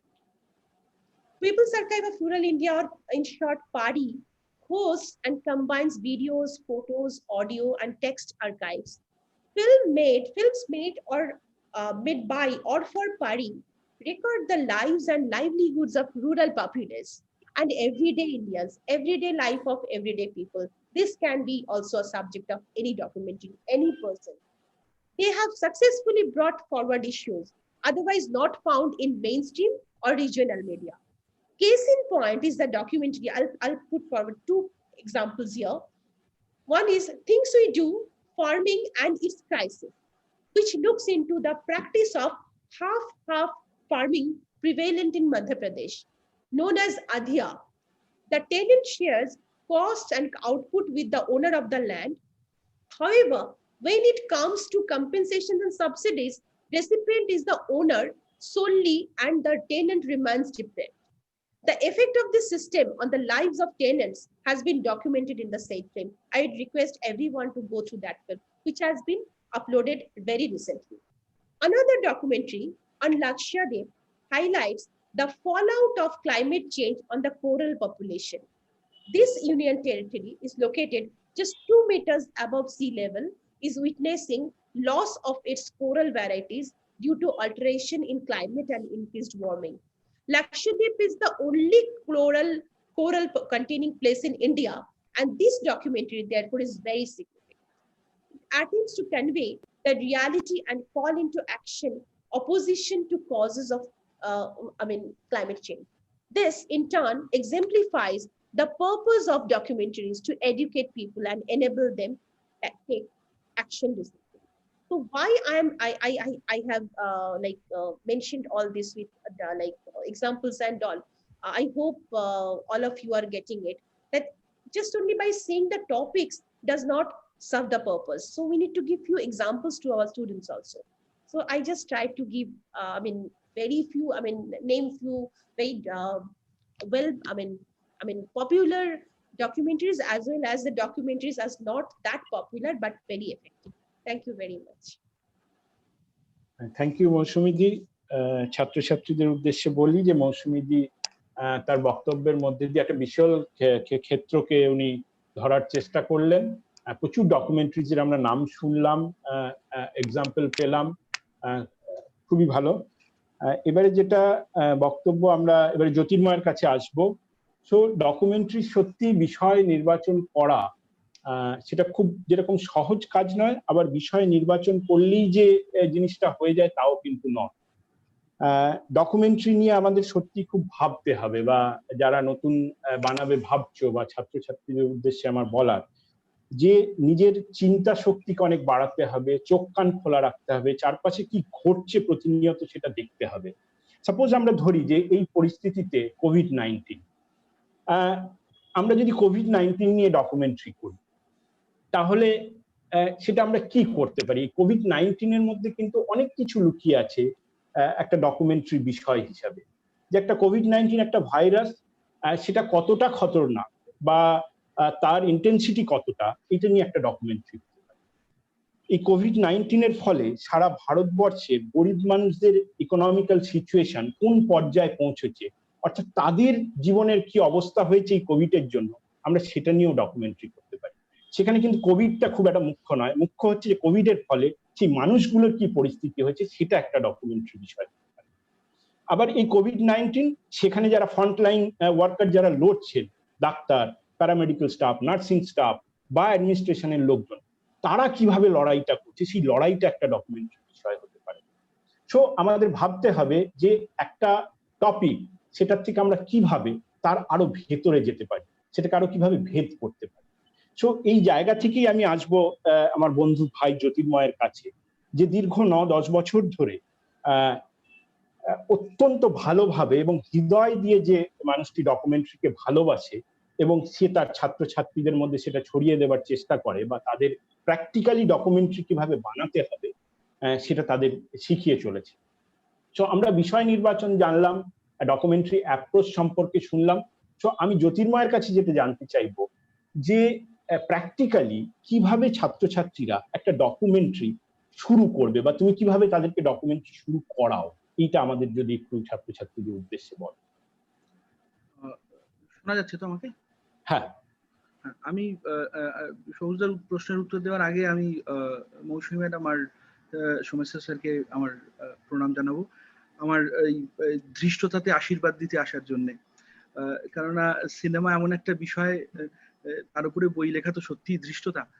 আমি নিজেকে কখনো চলচ্চিত্রের শিক্ষক বা অধ্যাপক হিসেবে ভাবি না, আমি চলচ্চিত্রের ছাত্র হিসেবেই ভাবি। আমি একটু আমার ছাত্রদের থেকে আমি একটু বেশি বয়সের ছাত্র, আমার একটু ওদের থেকে 15-20 বেশি বয়স। তো আমি আরেকটু বেশি বয়স হলে আরেকটু বেশি বয়সের সিনেমার ছাত্র হব, কারণ সিনেমার শিক্ষক কি করে হব? সিনেমার শিক্ষক হওয়া তো আমার পক্ষে, আমার মতো মেধা নিয়ে সেটা সম্ভব নয়, এটা আমি বিশ্বাস করি। তো তাই জন্য আমার এই ধৃষ্টতাতে আপনারা দুজনে আশীর্বাদ দিতে এসছেন, তো এবং বাকিদেরকেও যারা এখানে আমার বড় আছেন তারা প্রত্যেককে আমার প্রণাম। সোমেশ্বর স্যার সম্পর্কে স্পেশালি বলবো, স্যার আজকে এত বাধা বিপত্তির মধ্যে দিয়ে আজকে এসেছেন আমাকে আশীর্বাদ দিতে, সেই জন্য স্যারকে আরো আরেকবার প্রণাম। আর স্যারের কাছ থেকে একটা জিনিস শেখা হয়েছে, স্যার নিশ্চয়ই মানে নেই, স্যার আমাদের ইউনিভার্সিটিতে সেন্সরশিপ নিয়ে একটা লেকচার দিতে এসেছিলেন। ভীষণ বোরিং একটা বিষয়ের লেকচার হবে, একদমই যাব না ওই লেকচার অ্যাটেন্ড করতে, এরকম একটা মানসিকতা কাজ করছিল। ছাত্ররা ম্যাক্সিমামই অনেক সময় ক্লাস করতে চায় না, আমিও সেই রকমই অবাধ্য ছেলেদের মধ্যেই একটা ছিলাম। তো আমাদের এই যদি বললেন যে না যা শোন ভালো লাগবে। সেন্সরশিপ যে এত ইন্টারেস্টিং ভাবে বলা যায়, সেন্সর নিয়ে যে এত ইন্টারেস্টিং ওয়েতে কথা বলা যায়, এত সহজ ভাবে কথা বলা যায়, এবং তাতেও যে ইন্টারেস্ট হয় সেটা স্যারকে না শুনলে আমার তখন মনেই হতো না। আমি ভীষণ ইন্টারেস্ট পেলাম স্যার, এবং সত্যি কথা বলছি আপনার লেকচারের পর আমি অনেক অনেক জায়গা থেকে ঘেঁটে ঘুঁটে আপনি যা যা রেফারেন্স দিয়েছিলেন সেগুলো বাধ্য ছাত্রের মতো আমি পড়বার চেষ্টা করেছি, এবং ভীষণ ইন্টারেস্ট জেগেছে। তারপর সময় সুযোগ এবং সাহস হয়নি আপনার কাছে আরেকবার যাওয়ার। আজকে এই প্ল্যাটফর্মে মানে সুবিধে হচ্ছে বলে বলছি, আমার অনেক প্রশ্ন জেগেছিল এবং আপনার কাছে অনেকবার যেতে ইচ্ছে করেছিল, কিন্তু আপনি এত ব্যস্ততার মধ্যে থাকেন বলে আমার যাওয়া হয়নি। আর আবার আপনাকে প্রণাম, মৌসুমীজিকে প্রণাম আমার এই অনুষ্ঠানে আসার জন্য, আমাকে উৎসাহ দেওয়ার জন্য। Thank you. হ্যাঁ সবুজদা, আমি কিভাবে আমার ছাত্রদেরকে উৎসাহ দিই বা আমি আমার ছাত্রদেরকে কিভাবে বলি যে কাজ করতে, বা বিষয় নির্বাচনের ক্ষেত্রে প্রথমে আমি ওদেরকে আগে দেখতে শেখানোর কথা বলি, দেখতে শেখার বা দেখবার অভ্যেস করার কথা বলি। হ্যাঁ, একদম যে 4-5টা মানে আমি আর ওরা একসাথে কমনলি এক্সপিরিয়েন্স করি কোন জায়গাটা, আমি আর ওরা একসাথে কমনলি এক্সপিরিয়েন্স করি আমাদের কলেজটা। তো আমি প্রথমে ওদেরকে থিওরিটিক্যালি যতটুকু সম্ভব হয়, যতটুকু আমি যেভাবে আমি বইটা যেভাবে লিখেছি আর কি, আমি বইটা জাস্ট আমি যেভাবে পড়াই সেভাবেই একটা বলবার চেষ্টা করেছি ভাষায়। তো আমি সেভাবে ওই ওটাকে পুরোটা বলে দিই, বলে দেওয়ার পর ওদের সাথে আমি যেই স্পেসটা শেয়ার করি অনেক সময় অনেকটা টাইম ধরে, সেটা হচ্ছে আমাদের কলেজ। তো ওই কলেজটা আমারও দেখা, ওই কলেজের যে 4-5টা সেটা ওদেরও দেখা। আমি ওদেরকে খুব ছোট্ট করে একটা প্রত্যেকটা ব্যাচের ছেলেদেরকে প্রথম কাজ এটাই দিই, ওদেরকে বলি যে তোমরা যেমন ছেলেবেলা থেকে একটা জিনিস লেখো না, মাই স্কুল মাই হোম বলে, যে একটা এসে লেখো, তোমাদের তো লেখার অভ্যেস থাকে, তাহলে কেন না মাই ইউনিভার্সিটি বলে একটা মানুষকে যদি ইন্ট্রোডিউস করতে চাও, তাহলে তোমরা কিভাবে বলবে, কিভাবে গল্প বলবে, কিভাবে পরিচয় করিয়ে দেবে তোমার ইউনিভার্সিটিকে। সেটা যেমন করে হোক, যতটুকু থিওরি আমরা পড়ি তেমন থিওরি দিব। এই বছরে আমি প্ল্যান করেছি, কেননা এবছরে প্যান্ডেমিকে, আপনি বললেন যে প্যান্ডেমিকে তো অনেক প্রবলেম, অনেক অবস্ট্রাকলস চলে আসছে, তো আমি প্যান্ডেমিকে আমার ছাত্রদেরকে সকলকে একটা কাজ দিয়েছি যে তোমার ঘরে তো তুমি থাকো, তোমার ঘর তোমার থেকে আর কে ভালো চিনবে, আমার পক্ষে বা আর কারো পক্ষে চেনা সম্ভব নয় তোমার ঘর, তোমার বাড়ি, তোমার ছাদ, তোমার বাড়িতে ঢোকবার পথ। তাহলে এই যে তোমার ঘর, তোমার সব থেকে কাছের জায়গা, এই কাছের জায়গার যদি 24 ঘন্টা তোমাকে তুলতে হয়, এই তোমার সকাল হওয়া থেকে রাত্রির হয়ে যাওয়া এবং পরের দিনে সকালের প্রস্তুতি, এটাকে যদি তুমি ছবি দিয়ে বলতে চাও, তুমি যেমন ততদিনে এই কাজটা যখন আমি ওদেরকে দিচ্ছি, ততদিনে ওদের ডকুমেন্টারি ডিফারেন্ট স্টাইল এগুলো জানা হয়ে গেছে। আমি বিল নিকলস একটু ছোট করে বলে দিয়েছি, ওরা জানে তখন। তো সেই মুহূর্তে আমি ওদেরকে বলছি যে তোমাদের বাড়ির যে তোমাদের সকাল থেকে রাত হওয়ার যে একটা 24 ঘন্টার যে পর্যায়, সেটাকে তুমি আর্টিস্টিক্যালি কেমন করে, তার রিপ্রেজেন্টেশন কেমন হবে। তো আমি এমন করে বলি, তো তারপর তারা তাদের মতো করে করে, ভুল ত্রুটি হয়, কারোটা আর্টিস্টিক্যালি রিপ্রেজেন্টেড হয়, কারোটা খুব পরপর ছবি সেজে যায়, সেইটা একটু একটু করে গুছিয়ে বলে সেটাকে আরেকটু কতটা মজাদার করা যায়, সেটা নিজেদের মধ্যে আমি ওদের সাথে মিলেমিশে, এই কাজটাই খুব আমার সব থেকে বেশি আমার পছন্দের কাজ। যে ওই ছোট ছোট ছেলেগুলো যখন একটা কিছু করার প্রচন্ড উদ্যম নিয়ে আমার দিকে জুলু জুলু চোখে তাকায় যে স্যার এটা হচ্ছে কিনা, তখন যে ওদেরকে বলা, এবং তারপরে ঠিক যেমন একদম স্ট্রেট ব্যাকে লাগলে পরে যেমন একটা শব্দ হয়, সেই শব্দ হওয়ার মতো যে একটা এডিট হয়ে গেল এবং একটা নতুন কিছু করে করার আনন্দ পায়, সেটা দেখতে আমার খুব ভালো লাগে। আমি খুব খুশি হই। এই পারফেক্ট টাইমিং হচ্ছে না, আর পারফেক্ট টাইমিং এ স্ট্রেট ড্রাইভে 4 হচ্ছে, এই দুটোর মাঝামাঝি আমার অভিজ্ঞতা চলছে। আমি একটু বলবো। থ্যাংক ইউ জ্যোতির্ময়, খুব মিষ্টি করে তুমি মানে বুঝিয়েছো আর কি, যে এই ডকুমেন্টারি দোলাচল এবং কিভাবে শুরু করবে আর কি। এটা খুব ভালো লাগলো আমার, যে সত্যি যে আমরা যে কলেজে পড়ি, যে ইউনিভার্সিটিতে পড়ি, তাকেও কিভাবে ক্যামেরার মধ্যে দিয়ে বা চলমান ছবির মধ্যে দিয়ে লেখা যায়, এবং সেটা যদি সত্যি প্র্যাকটিস করতে পারি, তাহলে আমাদের মনে হয় যে ভিজুয়াল ল্যাঙ্গুয়েজ সম্পর্কে আমাদের একটা জায়গা তৈরি হয়। এবারে আবার একটু সোমেশ্বর বাবুর কাছে আসি। সেটা হলো যে আমাদের যারা নতুন ফিল্ম মেকার, যারা মূলত, যেহেতু এটা স্টুডেন্টদের জন্যই একটা প্ল্যাটফর্ম, তো সেইখানে একটা বলি যে সবসময় যেটা হয় যে মাঝে মধ্যে আমাদের কিছু ভ্রান্ত ধারণা একটা তৈরি হয় যে কোনটা ডকুমেন্টারি। অনেক সময় হয় যে আমরা একটা টেলিভিশন নিউজ, হয়তো 5 মিনিট বা 10 মিনিটের একটা ক্যাপসুল, সেটাকেও অনেক সময় ভাবি যে এটা ডকুমেন্ট। তো এই জায়গা থেকে আপনার কাছে একটু জানতে চাইবো যে একটু যদি আপনি বোঝানোর চেষ্টা করেন যে কোনটা ডকুমেন্টারি আর কোনটা ডকুমেন্টারি নয়, এই যে পার্থক্য, এইটা যদি একটু আপনি স্টুডেন্টদের ধরিয়ে দেন। খুব জটিল একটা প্রশ্ন, এই স্ট্রেট ব্যাটে লাগবে কিনা আমি জানি না, আমি পিচটা বুঝেই খেলছি। হ্যাঁ, জ্যোতির্ময়ের কথা শুনে আমি অবশ্য এই কথাটাতেই আসতাম। আমি মৌসুমীর কথা শুনতে শুনতে when I was going through your presentation, I was just reminded of a very, very significant documentary. I don't know whether you have seen it or not. It's called The Battle of Chile, a three-part documentary made by Patricio Guzman. The first part was made in 1973, second part in 1977, and the third part was made in 1979. And it encapsulates an entire history or an entire epoch in the history of Chile, when the so-called leftist regime of Salvador Allende was being dismantled through the machinations of the CIA and the United States of America. How the so-called democratic process, by using so-called democratic process and also adding to it diplomatic machinations, the society of Chile was being destabilized. The good works done by Salvador Allende, because he had nationalized the industries owned by the American industrialists, that infuriated them. So they instigated the American state, the United States state, to intervene on their behalf in Chile. And this is a documentary which not only is an epoch-making documentary, it covers the entire range of political upheavals in a country which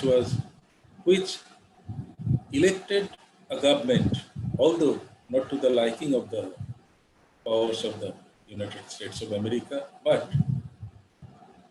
of their own volition. And they installed the government. And within 3-4 years, that government was destabilized, and the popularly elected president was just gunned down. The film ends with the gunning down of President Allende. Not only that, it has a postscript in which the gunning down of the cinematographer who was actually shooting that episode in front of the presidential palace, it could somehow be retrieved and smuggled out of the country. So this is the zenith of, I tell my students also, of documentary making, where the documentary filmmaker risks his or her own life. There has been examples galore in which the documentary filmmaker have been placed within the crossfire of opposing forces and have lost their lives. But where Patricio Guzman's Battle of Chile scores over other kinds of documentary is that it was shot haphazardly, but when it was structured, it was edited outside Chile, in Colombia, in Cuba, and also in the United States, mind you. It was structured so beautifully that it brings out the political implications of a nation which initially was very peaceful, but which was very gradually, through diplomatic machinations, were destabilized. So this is one example of documentary. We have before us the example of Flaherty, as Moushumi has said. But do we remember that Flaherty had shot his documentary earlier also, which was completely lost through fire. And that probably gave him the opportunity to think about his initial experience and to organize himself much more. And when he went back to that same place, he was much more clear in his mind how to shoot. Initially, he was there only to record the lives of the Inuit people. But subsequently, when he reached there, he went with a specific purpose. So a documentary needs a sense of purpose. Patricio Goodman had a purpose of explaining the political upheavals in Chile. The pioneer of documentary, Robert Flaherty, also had his purpose. So for students, it is an imperative that everyone has to have a sense of purpose. Now, how do you arrive at a sense of purpose? First, you have to choose a subject. Now, subjects are everywhere. As Jyotirmoy has said, it is around us. You can engage with your known space. You can engage outside your known space. But the main point is to observe the space that you are going to engage with and form your idea, not opinion.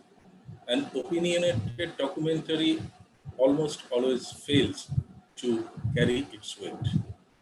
But a documentary which has honesty. Now, I should remind you about a very important saying of the historian E.H. Carr. He said that the honesty of a historian lies wherein he exposes his own biases. Every one of us has his or her angularity. We have our own biases. No harm in that. But when you are engaging with a subject, when you are reflecting on a subject, you should make your bias also clear. I'm approaching it from a particular point of view. So make yourself clear, make yourself transparent. That is the main position.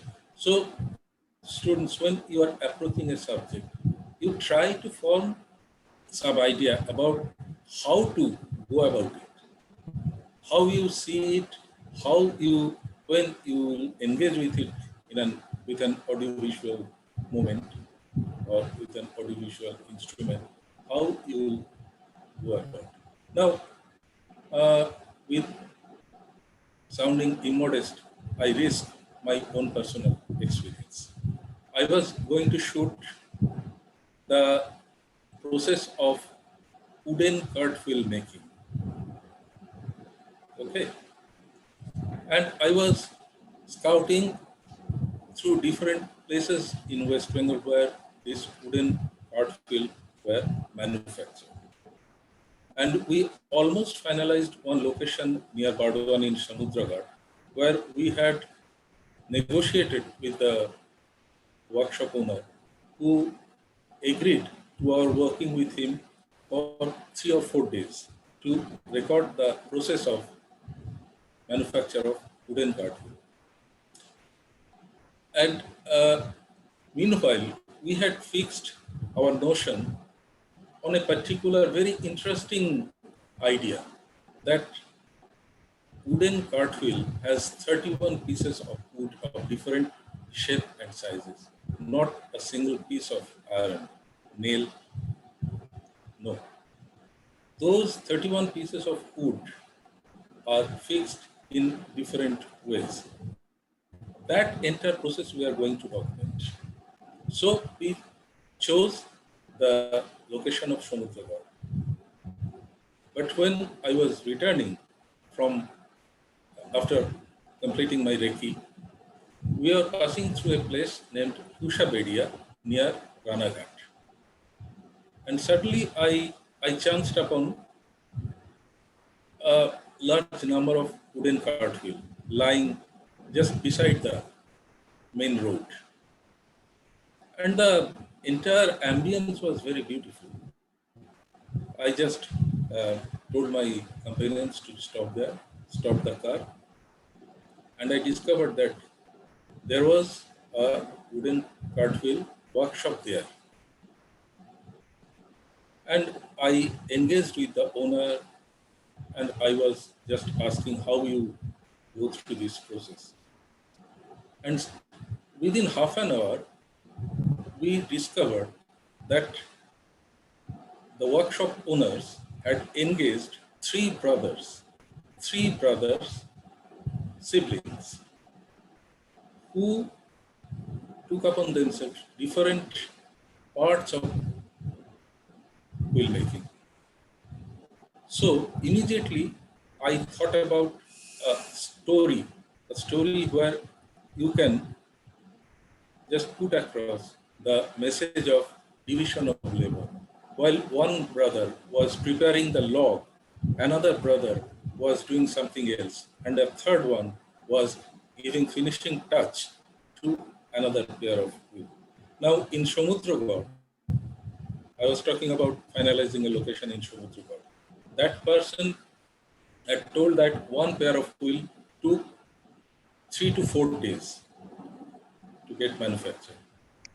And here in Kushabedia, I heard that with the effort of these 3 brothers, one pair of wheel gets manufactured in one single day.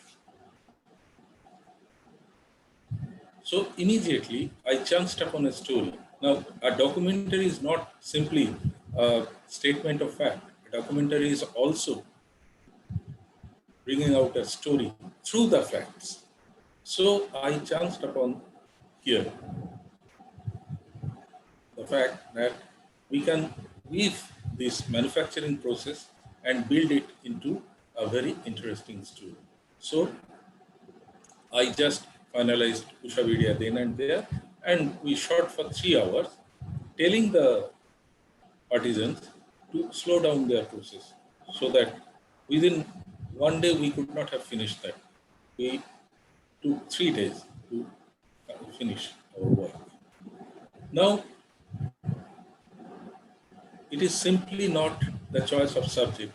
It is simply not arriving at a perspective.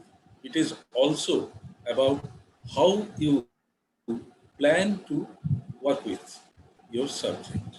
Now, in the same example, I can tell you that we had, within that reconnaissance process, we were interviewing the artisans, and those very raw interviews, some of those footages we have used in the final film. But the idea was that we were telling them that we will come with these instruments because they were not exposed to this kind of high-end instruments. They were not exposed to the audiovisual instruments. So we try to give them the feel that we'll come with these instruments, but you will go about your job unhindered without minding our presence. You just ignore our presence. This was a brief that we had to give them. Otherwise, they would have become very conscious. And despite all our precautions, I had my share of failure also.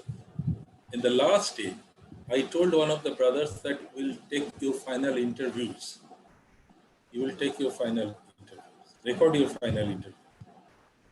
All the 3 days, they were going about their work very casually. But when we came back to record their interviews, we found that they came back very tip-top, very dressed, very artificial looking. So you have to be very careful about whom you are approaching. You must give them the idea of what you are trying to do with them, because you are engaging with them during your documentary filmmaking. So it's not only about you yourself, it is about them also. If you do not make them feel at ease, you are lost. The whole purpose of your documentary filmmaking will be lost. That is one of the basic tenets of approach to documentary filmmaking. Thank you Someshwarda. সোমেশ্বরদার কাছে আবার আসবো, মৌসুমীদির কাছেও আসবো। এই বক্তব্যটা শুনে যেটা আমরা একটা পরিষ্কার যে ডকুমেন্টারি কি এবং কি নয়, একটা জায়গা যেটা হয়তো স্টুডেন্টরা তোমরা বুঝতে পারলে, যে তাৎক্ষণিক কোনো ঘটনা সেটাকে ধরে দেখানো, এটা কিন্তু ডকুমেন্টারি নয়। সেই ঘটনাকে কিভাবে এক্সপ্লেন করা হচ্ছে, তার পেছনে কি আছে, কি কারণে সেটা হচ্ছে, সেটাকে আমরা যদি ঠিকঠাক করে ব্যাখ্যা করতে পারি তবে সেটা ডকুমেন্টারি হয়ে উঠতে পারে। আবার এটাও একেবারে টিপিক্যাল গ্রামার নয় যে তাৎক্ষণিক ঘটনা দিয়ে ডকুমেন্টারি হয় না, প্রচুর তাৎক্ষণিক ঘটনা দিয়েও ডকুমেন্টারি হয়। তো বলার এটাই বিষয় যে প্রথমে আমাদের কিন্তু গ্রামারগুলো জানতে হবে, বিষয়গুলো পড়তে হবে, বুঝতে হবে, তারপরে আমরা মানে ব্যাখ্যা করতে পারবো বা নিজেদের ছবিতে সেই ছাপ রাখতে পারবো যে ডকুমেন্টারি কিভাবে আমরা তৈরি করব বা কোনটা ডকুমেন্টারি বিষয় বা কোনটা ডকুমেন্টারি বিষয় নয়।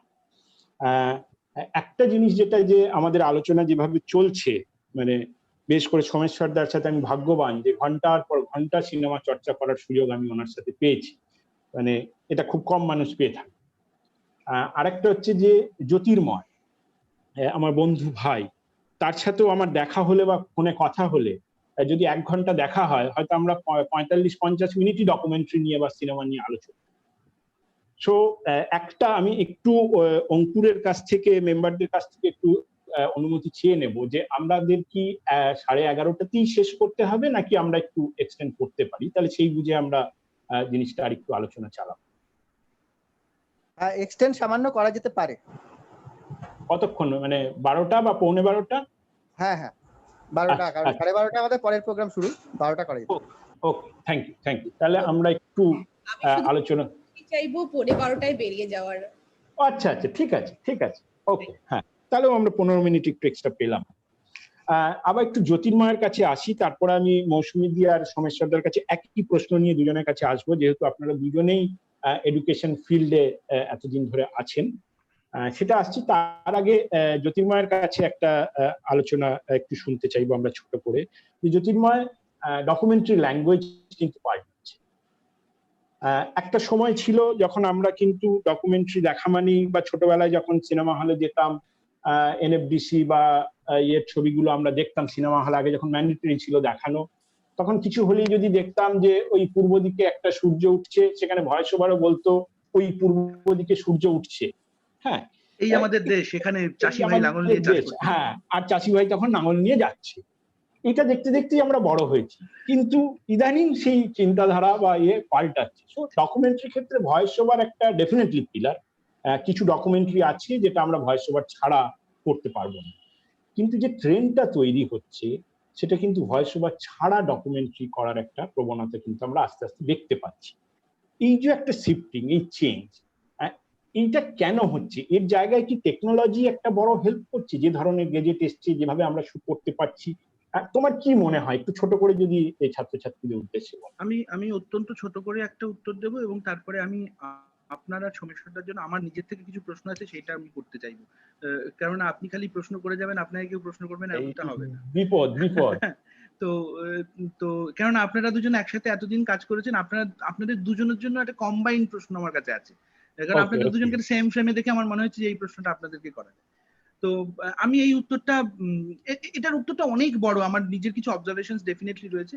আমি খুব বেশি করে হয়তো কথা বলতে চাইবো না, আমি 2-1টা কথাই বলে থামতে চাইবো। বিল নিকলসের যে এক্সপেরিমেন্টাল ডকুমেন্টারিজ গুলো দেখি এবং মানুষ উৎসাহিত হয় তো মাস্টারদের দেখে।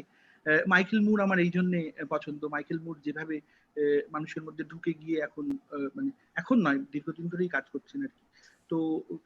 তো আমার মনে হয়, এবং আমি আমার নিজে পার্সোনালি ওনার কাজ খুব পছন্দ হয় এবং ওনার কথাবার্তাগুলো খুব পছন্দ হয়। তো ওই যে ক্লাসরুম লেকচার গোছের বিষয় এবং যা গুগলে রয়েছে সেই জিনিসই আবার দেখার প্র্যাকটিস বোধহয় এখন সেই রকম অ্যাপ্রোচ হয়তো একটু বদলেছে, যেটা আমি একটু গুগল করলেই দেখে নিতে পারবো, যেটা আমি একটু পড়াশোনা করলেই বুঝে যেতে পারবো, সেই জিনিসটা আমি আবার কেন দেখবো? আরেকজন আমাকে শিখিয়ে ক্লাসরুমের মতো করে লেকচার দিচ্ছে, সেটা কেন শুনবো? তো এটা আমার মনে হয় হয়তোবা। তো তাতে যদি একটু অ্যাস্থেটিক্যাল অ্যাপ্রোচ না থাকে, তাতে যদি একটু মজা না থাকে, তাতে যদি একটুখানি সামগ্রিকভাবে দর্শক কেন দেখবেন তার খুঁটিনাটি না থাকে, তাহলে বোধহয় দেখা শুধুমাত্র দেখবো এবং শুনবো এরকম একটা মাধ্যম তৈরি করে আনলে পারেই মানুষ এখন আর দেখতে চাইছেন না। এইটুকু বলে আমি শেষ করব, কারণ এটা বলতে গেলে অনেকগুলো বিষয় একটা প্রপার পেপার করে বলতে হয় আর কি। আমার মানে অনেকগুলো অবজারভেশন আছে, মানে এটা থেকে ডেফিনেটলি একটা পেপার ভালো করে লেখা সম্ভব। আচ্ছা, এবার আমি যে প্রশ্নটা করতে চাইবো, দুটো প্রশ্ন কম্বাইন আপনাদের দুজনের জন্য স্যার। সেটা হচ্ছে, এক হচ্ছে যে আগে তো আপনারা অনেকটা সময় জুড়ে কাজ করেছেন, আপনারা সেই ইউম্যাটিকের সময় থেকে ডিজিটাল সময় পর্যন্ত কাজ করেছেন। আগে একটা সময় ছিল যখন এত রাশ হয়তো হতো না, মানে রিল হতো, বা এখন প্রচুর পরিমাণে রাশ হয়, মানে 1 ঘন্টা 2 ঘন্টা 3 ঘন্টা 4 ঘন্টা 5 ঘন্টা। তো এই এত ঘন্টা রাশ, আমি আমার ছাত্রদের ক্ষেত্রে যেটা দেখি প্রবলেম, সেই মানে এই উত্তরটা হয়তো আমার ছাত্রদের খুব হেল্প করবে। আমাদের ছাত্ররা একটা 5 মিনিটের ডকুমেন্টারি বানাবে, 30 মিনিটের রাশ নিয়ে হিমশিম খাচ্ছে। 1 ঘন্টার রাশ হলে মানে প্রচুর বড় ব্যাপার হয়ে গেছে। মানে এমনও হয়েছে যে 5 মিনিটের ডকুমেন্টারি বানাবে, 15 মিনিটের রাশ নিয়ে এসেছে। কিন্তু 5 ঘন্টারও যে রাশ হতে পারে, 8 ঘন্টার 10 ঘন্টারও যে রাশ হতে পারে, 100 ঘন্টারও যে রাশ হতে পারে, সেটা মানে কল্পনার অতীত। তো এই যে ভয়ঙ্কর পাহাড় প্রমাণ রাশ, এইখান থেকে কি করে ফিল্টার করে আমরা কাজে বসবো, বা সেখান থেকে আমি একটা 1 ঘন্টা কি করে বার করে নেব, এইটা একজন ডিরেক্টর এবং একজন এডিটর দুজন সামলান কি করে। এর সঙ্গে আমি একটা প্রশ্ন খালি অ্যাড করতে চাইবো, সেটা হচ্ছে একজন এডিটর যে এই পাহাড় প্রমাণ কাজটা করবেন ডিরেক্টরের সঙ্গে, তো ছবিটা শেষ হলে পর ছবিটা কতটা ডিরেক্টরের থাকে এবং কতটা এডিটরের থাকে, আমি এইটা এক এক করে জানতে চাইবো। প্রথমে আমি সমস্যার বাবুকে বলবো। স্যার, কোন ছবি ডিরেক্টরের একার নয়, এর চেয়ে সহজ করে বোধহয় কিছু বলা সম্ভব নয়। এই যে film by so and so, এই কথাটার আসলে কোনো অর্থ নেই। আজকাল ডকুমেন্টারিতেও লেখা হয়, ফিচার ফিল্মেতেও এটা প্রায় এখন এটা স্টাইল হয়ে গেছে, সেটা it's a style statement kind of thing. But those who write these kind of statements probably forget that a film wouldn't have been made had there not been a cinematographer, an editor, and several other things, a sound recordist, and several other people. And had there not been the instruments per se, and people who took care of those instruments. So a film by somebody doesn't make any sense. শেষ পর্যন্ত ছবিটা ডিরেক্টরেরও নয়, এডিটরেরও নয়, ছবিটা আসলে সবার। সেই ওনারশিপটা যদি আমরা দিতে না পারি, you fail as a documentary film. Documentary film making, হ্যাঁ, একজনের ভিশন নিশ্চয়ই আছে, সেই ভিশনটা he has to share with his team members, and if the team members don't agree with that vision, the work will get very diffused, very non-meaningful, I should say. So a film is collective work, and it belongs equally to the so-called director or a producer as it belongs to the editor, the sound recordist, or the cinematographer. It's a collective. The choice is yours.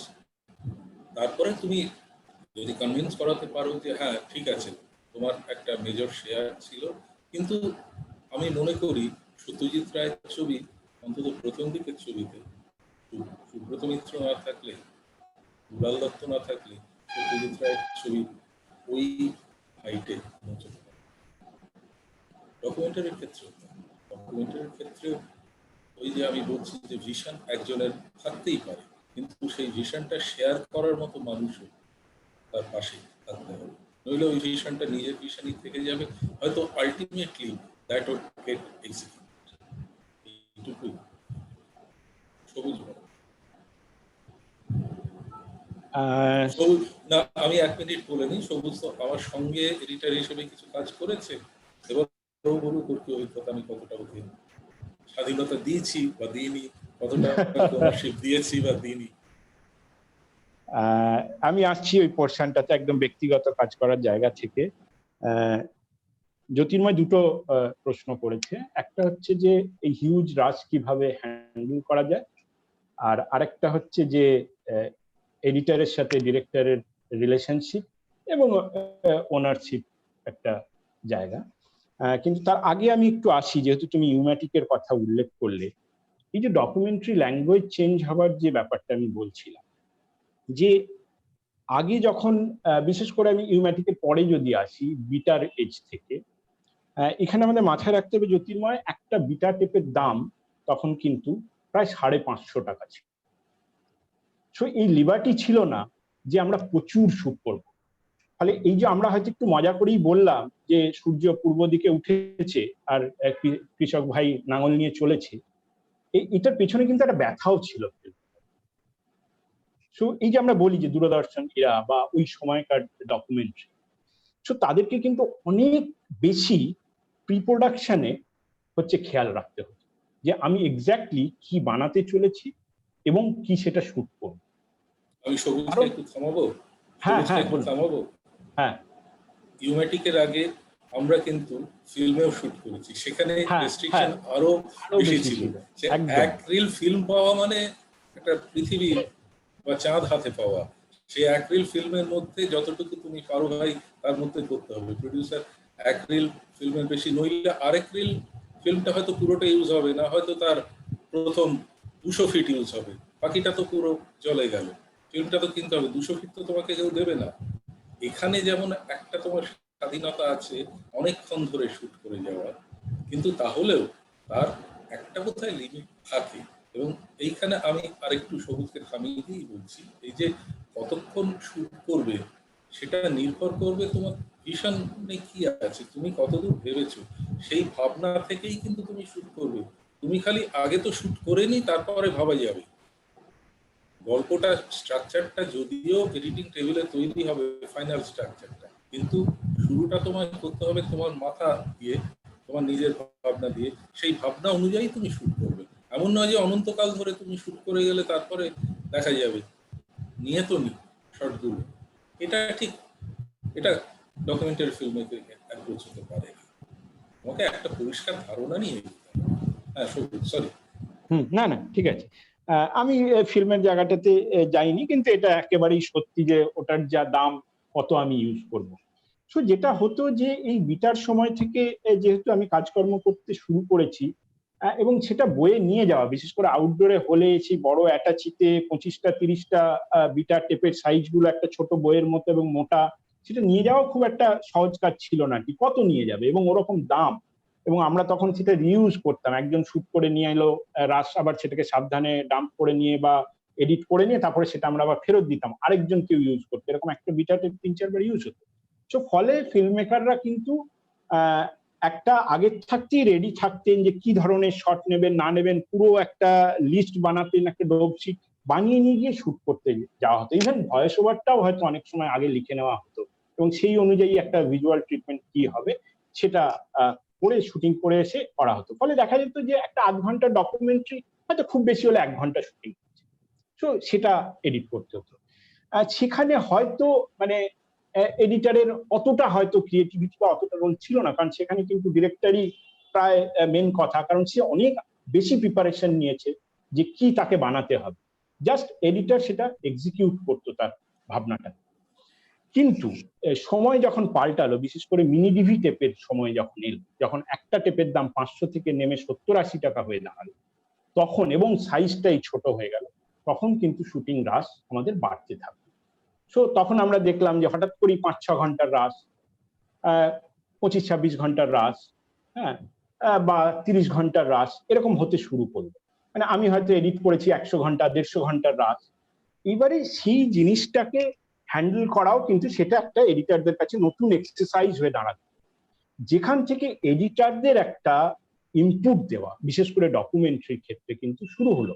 এবং সেই জায়গা থেকে editor ডিরেক্টরের প্রতি একটা, এই যে দুজনের প্রতি একটা ভরসা বা একটা জায়গা, যেটা সোমেশ্বরদা বলছিলেন যে আমার সাথে সোমেশ্বরদা আমরা খুব কম সময় একসাথে বসে এডিট করতাম।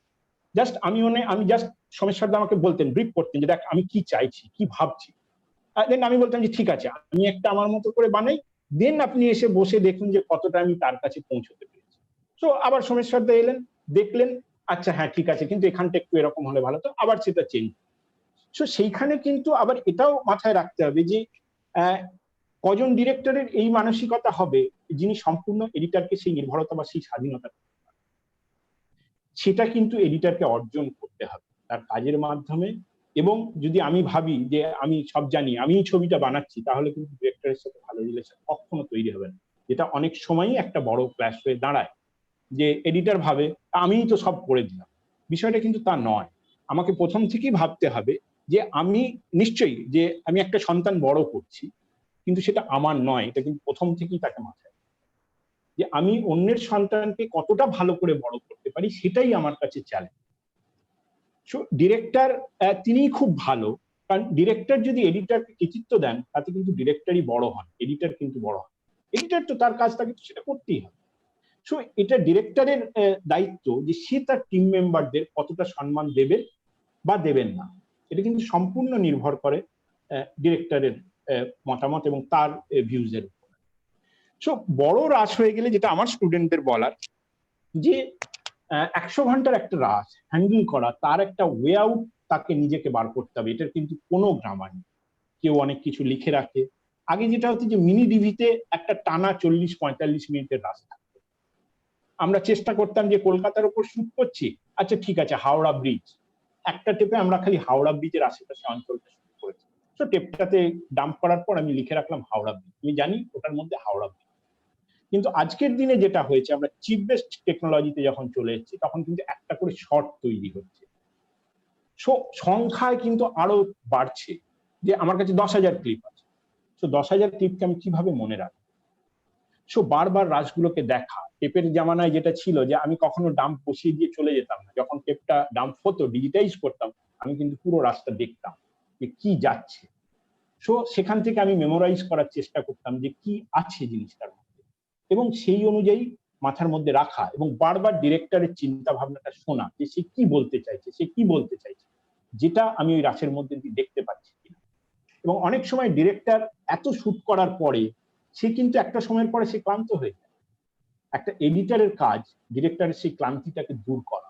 যখন সে দেখতে পাবে তার তুলে আনা ওই ভিজুয়াল গুলো বা সিনেমাটোগ্রাফির দারুণ কিছু শট, যখন সে দেখতে পাচ্ছে পরপর বসার পর একটা ম্যাজিক তৈরি হচ্ছে, সে আবার জেগে, সে তখন আবার উদ্বুদ্ধ হবে, এবং এতদিনের সে ক্লান্তিটা ওই শটগুলো দেখে তার সেই ক্লান্তি দূর হবে, যেটা তৈরি করে দেওয়ার কাজ কিন্তু একজন। ডিরেক্টর এডিটরের যদি ভালো সম্পর্ক না হয়, একটা ফিকশন ফিল্ম এডিট হয়ে যেতে পারে, কিন্তু কখনো একটা ডকুমেন্টারি তৈরি হবে না।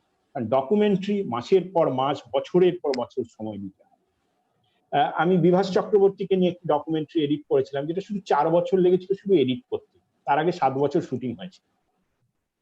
এই ধৈর্য কজন এডিটর এবং কজন ডিরেক্টর রাখতে পারবে, এবং এডিটরের থেকেও কিন্তু ডিরেক্টরের ধৈর্যটা এখানে বেশি, যে 7 বছর ধরে সে শুট করেছে, 4 বছর ধরে আবার অপেক্ষা করছে কবে তার ছবি ফাইনালাইজ হবে, সেটা কি রাখতে পারবে, সে সেই স্বাধীনতা এডিটরকে দিতে পারবে। এবং এডিটরের কাজ হচ্ছে যে ডিরেক্টরের যে ভিশন, সেটাকে কত ভালোভাবে সে তুলে ধরতে পারছে। যদি না ধরতে পারে তাহলে কিন্তু ব্যাট। এখানে আরেকটা বলার, যে ডিরেক্টররা 2 রকমের এডিটর পছন্দ করে। আমরা 2 রকম এডিটর দেখতে পাই। এক হচ্ছে যিনি ছবি তৈরি করতে বা বানানোর প্রসেসে তারও ইনপুট দেবে।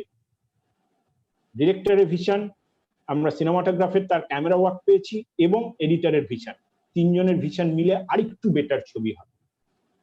আবার কিছু ডিরেক্টর আছেন যারা চায় যে আমার একজন হচ্ছে মানে কাটার জয়নার দরকার, আমি বলবো সে সেই কাজটা এক্সিকিউট করবে, যেটা ফিকশনের ক্ষেত্রে কিন্তু সম্ভব। কিন্তু ডকুমেন্টারির ক্ষেত্রে এটা কেন সম্ভব নয়? যেহেতু ডকুমেন্টারি প্রসেসটা অনেক দিন ধরে চলে এডিট করা, 2 মাস ধরে, 3 মাস ধরে, এবার তাহলে 3 মাস ধরে তো আমাকে এডিটরের সাথে বসে থাকতে হবে, তাহলে ডকুমেন্টারি হবে কি? এইটা ভাবার যে কিরকম এডিটর আমি নিজে হব, এবং কিরকম ভাবে আমার ডিরেক্টরের সাথে রিলেশন বিল্ড আপ করবো, সেটা যে লাস্ট 15-16 বছর ধরে সোমেশ সর্দার সাথে আমিই কাজ করেছি, প্রায় 1 ডজন ওনার ডকুমেন্টারি আমি এডিট করেছি, অন্যান্য কাজ বাদ দিয়ে। কিন্তু কখনো আমাদের মধ্যে এরকম এতটুকু তিক্ততা তৈরি হয়নি যে কোনো রকম সমস্যা। আবার হ্যাঁ, অন্য ডিরেক্টরদের সাথে কাজ করেছি, তাদের সাথে কি আমার সমস্যা তৈরি হয়নি? ডেফিনেটলি হয়েছে। সবুজদা, আমরা 5 মিনিটের মধ্যে শেষ করতে হবে। হ্যাঁ, ঝগড়াঝাটি, অশান্তি সবকিছু হয়েছে, কিন্তু সেই ডিরেক্টরদের সাথেও সম্পর্ক খুব ভালো থেকে। কেন? কারণ আমরা দুজনেই উপলব্ধি করেছি যে ঝগড়াটা আমরা ছবির জন্য করছি, নিজেদের পার্সোনাল ইগোর জন্য। সো এটাই হচ্ছে বিষয়, যে ডিরেক্টর এবং এডিটরের রিলেশন এবং হিউজ রাশ হ্যান্ডেল করতে গেলে কি করতে হবে। তো এই আজকের আমাদের মোটামুটি এই আলোচনা হলো। আশা করি জ্যোতির্ময় তুমি তোমার উত্তর পেয়েছো। আরেকটু সময় পেলে হয়তো আমরা ভালো করে বলতে পারতাম। আজকে একেবারেই আমরা শেষ করি, যেটা একদম তিনজনকেই খুব ছোট্ট ছোট্ট একটাই ছোট্ট প্রশ্ন ধরে, যে সোমেশ্বর দাকে দিয়ে শুরু করব, তারপর মৌসুমীদির কাছে আসবো, যে তথ্যচিত্র মেকারদের ভবিষ্যৎ জাস্ট একটু ছোট করে যদি। ভবিষ্যৎ অন্য সব পেশায় যেমন পেশার অনিশ্চয়তা থাকে, এখানেও তাই আছে, কিন্তু নিজের জায়গাটা নিজেকে, you have to make your own place by through your perseverance, through your tenacity, through your vision. So you have to have your vision intact, you have to have persevering approach, you have to have a tenacity. Documentary filmmaking without tenacity or perseverance is nothing. So you have to be a tenacious person, a persevering person, to be a successful documentary filmmaker. And like doctors, you have to be in your vocation for a long time before being adjudged as successful. So be prepared for that. Thank you. Thank you Someshwar da. Mousumidi, আমি কোয়েশ্চেনটা miss করেছি, sorry, আপনি কি বলতে চাইছিলেন? আমি just বলতে চাইছি যে ডকুমেন্টারি ফিল্ম মেকারদের ভবিষ্যৎ কি হতে পারে, এটা যদি একটু সংক্ষেপে। সোমেশ্বর বাবু যেটা বললেন ডক্টর ভৌমিক, সেটা অ্যাবসলিউটলি মানে কি হতে পারে এটা বলা এই মুহূর্তে, মানে অ্যাকচুয়ালি আমাদের সবারই ভবিষ্যৎ কি হতে পারে এই মুহূর্তে, specially after experiencing such a pandemic, এটা বলা আমার মনে হয় একটুখানি এই সময়ে দাঁড়িয়ে একটু মুশকিল আর কি। মানে আমরা টিচাররাও আমরা জানতাম না এক্স্যাক্টলি আমাদের যে এইভাবে অনলাইন এক্সাম নিতে হবে, অনলাইন অ্যাডমিশন টেস্ট নিতে হবে, তো সবকিছুই খুব পাল্টে যাচ্ছে। But yes, what Dr. Bhomik has correctly said, that tenacious person and obviously laborious, মানে যে কোনো জিনিসকে জানা এবং সেটার জন্য বুঝতে গেলে তার জন্য অ্যাডিকুয়েট পড়াশোনা, যেটা মানে অ্যাজ অ্যান একাডেমিশিয়ান আমার নিজে যেটা মনে হয়, যেমন আমি আপনাদের ডিসকাশন যখন শুনছিলাম, এই যে এডিটর, তারপরে ফিল্ম মেকার, তারপরে যে রাশ, 100 ঘন্টা রাশ, এই জিনিসটাকে কিভাবে হ্যান্ডেল করা, তারপরে যে কনফ্লিক্ট, তো দুটো জিনিস আমার নিজের খুব মনে হচ্ছিল, সেটা বোধহয় সব ক্ষেত্রে সব কালেই প্রয়োজন। একটা হচ্ছে সেটা প্রেজেন্স অফ মাইন্ড, আর একটা যেটা খুব মনে হচ্ছে যে মিউচুয়াল রেসপেক্ট, যে কোনো লোক একটা টিমের ভেতরে টিম বন্ডিং, এবং অবভিয়াসলি হিউজ নলেজ। মানে একটা পড়াশোনা, যে কোনো একটা জিনিস করতে গেলে, যেটা আপনি বলছেন একজন পরিচালক বা একজন ফিল্ম মেকার কোনো কিছু করতে গেলে যখন 7 বছর বা 8 বছর ধরে করছেন, আমি খালি ভাবার চেষ্টা করছিলাম ঠিক কতটা সময় ধরে উনি ব্যাপারটা নিয়ে ভাবছেন, পড়াশোনা করছেন। এখন এই ধৈর্যটা, আর আমাদের এখন কি হয়েছে, পুরো ফাস্ট ফুডের যুগে আর এই অনলাইন একটা মিডিয়ার যুগে সবকিছু আমাদের খুব ফাস্ট চাই। এখন ডেলিভারি হবে, আজকে একদিনের ভেতরে একটা স্ক্রিপ্ট তৈরি করে কালকের ভেতর এডিট করে পরশুদিন জমা দিতে হবে, নইলে আমি কম্পিটিশনে থাকতে পারবো না। মানছি এটা একটা যুগ এসেছে এবং এটা করতে হবে। বাট মনে হয় সত্যিকারে মিনিংফুল ডকুমেন্টারি যদি আমাকে করতে হয়, আমাকে বিষয়টা জানতে হবে, অ্যাজ সিম্পল অ্যাজ দ্যাট। জানতে গেলে আমাকে পড়তে হবে, বুঝতে হবে, অনেকভাবে ব্যাপারটাকে বিভিন্ন অ্যাঙ্গেল থেকে দেখতে হবে। মানে এটা আমি এইভাবে দেখি। আমি একটা ছোট্ট এক্সাম্পল দিচ্ছি। আমি কালকে সকালবেলায় জ্যোতির্ময় বাবুর বইটা আমি অ্যাজ পিডিএফ পেয়েছি, এবং আমি সদ্য মানে শান্তিনিকেতন থেকে আমাদের অনলাইন এক্সাম শেষ করে আমি পরশুদিন রাতে মুম্বাইতে আমার ফ্যামিলির কাছে এসেছি। কিন্তু আমি অর্ণববাবুকে বারবার করে বলছিলাম আমার বইটা একটু দরকার, আদারওয়াইজ আমি একটা বইয়ের উদ্বোধনে যাব এবং কিছু সেটা বুঝতে পারবো না। এবং সত্যি কথা বলতে কি, আমি জ্যোতির্ময়বাবু আপনাকে ফ্র্যাঙ্কলি বলছি, কাল 10টা অবধিও আমি সময় পাইনি বইটা খোলার, কিন্তু আমার হঠাৎ করে আজকে ভোরবেলা 4টের সময় মনে হলো যে আমাকে এটা পড়তে হবে, নইলে আমি কিছু বলতে পারবো না। আমি কিন্তু ভোরবেলা উঠেই 4টে থেকে, আমি বলছি না আমি মহান কাজ করেছি, কিন্তু এটা খুব নর্মাল জিনিস, 4টে থেকে 7টা অবধি কিন্তু আমি একটুখানি পড়ে ভাবার চেষ্টা করেছি, এবং অসাধারণ বই। মানে আমি নিজের তো একটুখানি পড়াই, এগুলো এটা অনেক কাজে লাগবে আমার। তা আমি যেটা বলতে চাইছি, যে কোনো বিষয়ে একটু প্রস্তুতিটা খুব দরকার, এবং ভবিষ্যৎ, ভূত, বর্তমান সবকিছুই কিন্তু দাঁড়িয়ে আছে আমাদের প্রস্তুতির উপর। আমরা ঠিক কতখানি প্রস্তুত আমরা কোনো জিনিসকে তৈরি করার জন্য, এবং কতখানি টেনাসিটি দিয়ে, যেটা ডক্টর ভৌমিক বারবার করে বলছেন, এবং কতটা মানে সত্যি করে একটা ভালো মতো একটা প্রোডাক্ট তৈরি করার জন্য নিজেদেরকে তৈরি করে আমরা কাজ করছি। এই মানসিকতাটা ছাড়া মনে হয় না মিনিংফুল ডকুমেন্টারি কিছু একটা আমরা করতে পারি। আর পড়াশোনাটা খুব দরকার, এটা যে যাই মনে করুক, পড়তে হবে প্রচুর। একটা ডকুমেন্টারি করতে গেলে দরকার হলে 2 বছর পড়তে হলেও পড়তে হবে। তো এটাই আমার বক্তব্য। Thank you Mousumidi. জ্যোতির্ময়। হ্যাঁ, I do agree with মৌসুমীদি and সোমেশ্বরদা। শুধু একটা কথা বলবো যে ছাত্রদের জন্য বলবো যে তোমাদের সেলফ বিলিফটা প্রচন্ড প্রয়োজন। সম্ভব, সবটা সম্ভব। এখনকার দিনে অনেক ওটিটি এসছে, অনেক প্ল্যাটফর্ম এগিয়ে এসছে, অনেক ফান্ডিং এজেন্সিজ আছে।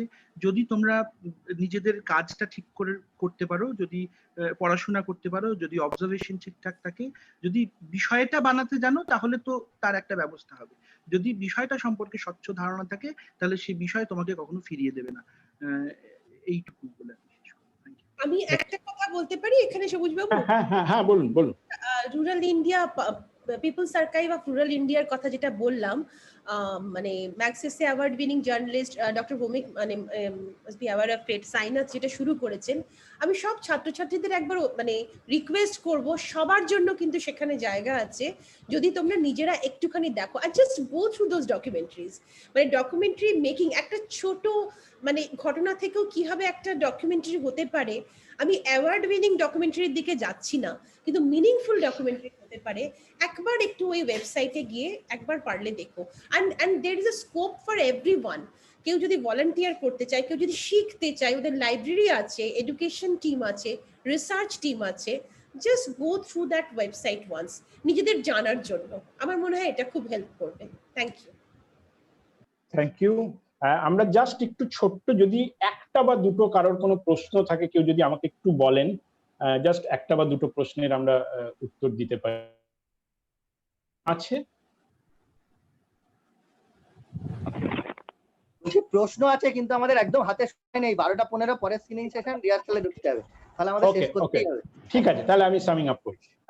যাকে সবাইকে যেটা ছাত্রছাত্রীদের বলা, যে তোমরা আশা করি আজকে বুঝতে পারলে যে আমরা শুরু করেছিলাম অ্যাপ্রোচ অফ ডকুমেন্টারি মেকিং দিয়ে, কিন্তু সেখান থেকে বেরিয়ে গিয়ে আমরা এন্টায়ার ডকুমেন্টারি একটা বানাতে গেলে বা শুরু করতে গেলে কিভাবে কি করতে হয়, সেই আলোচনাগুলো আমরা করলাম। বা যারা বললেন তাদের মূল্যবান কথাবার্তা আশা করি তোমাদের আগামী দিনে কাজে লাগবে। সো থ্যাংক ইউ সোমেশ্বর দা, শত বাধা পার করেও যে আপনি আজকে আমাদের সাথে এতক্ষণ সময় আমরা কাটাতে পারলাম ডকুমেন্টারি আলোচনা নিয়ে, এর থেকে ভালো আর কি হতে পারে আর কি। তো ধন্যবাদ। মৌসুমীদি, আপনাকে অসংখ্য ধন্যবাদ। আপনি এত সুন্দরভাবে বেশ কিছু জিনিস আলোকপাত করলেন, তার জন্য থ্যাংক ইউ। আর থ্যাংক ইউ জ্যোতির্ময়, তুমি থাকার জন্য এবং তোমার বইয়ের জন্য।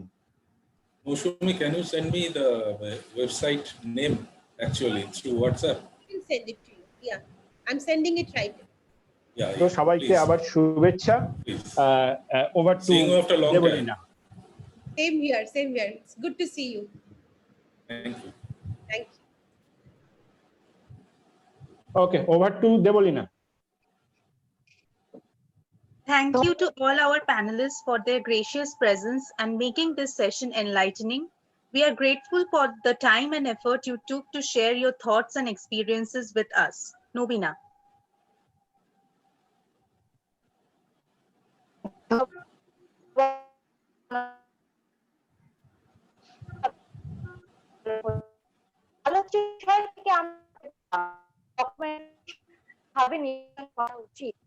কিভাবে বিষয়ের উপরে আমাদেরকে আলোকপাত করতে হবে, একজন ছাত্রছাত্রী তাদের ভাবনা শক্তি ও চিন্তা শক্তিকে কাজে লাগিয়ে কিভাবে ডকুমেন্টারির বিষয়টাকে তারা নির্বাচন করবে। ধন্যবাদ জানাই আমি আমাদের সকল সম্মানীয় বক্তাবৃন্দকে, যারা অসংখ্য ধন্যবাদ তাদেরকে যে তারা তাদের মূল্যবান সময় বের করে আজ আমাদের মধ্যে সামিল হয়েছেন, তার জন্য আমরা তাদের কাছে আজকে কৃতজ্ঞ। বলি। So this concludes the focus of discussion. To end, I would like to highlight we have many more events coming up. Our screening session 2 will be held from 12:15 p.m. onwards. So you all are requested to join the program. Thank you all for your presence.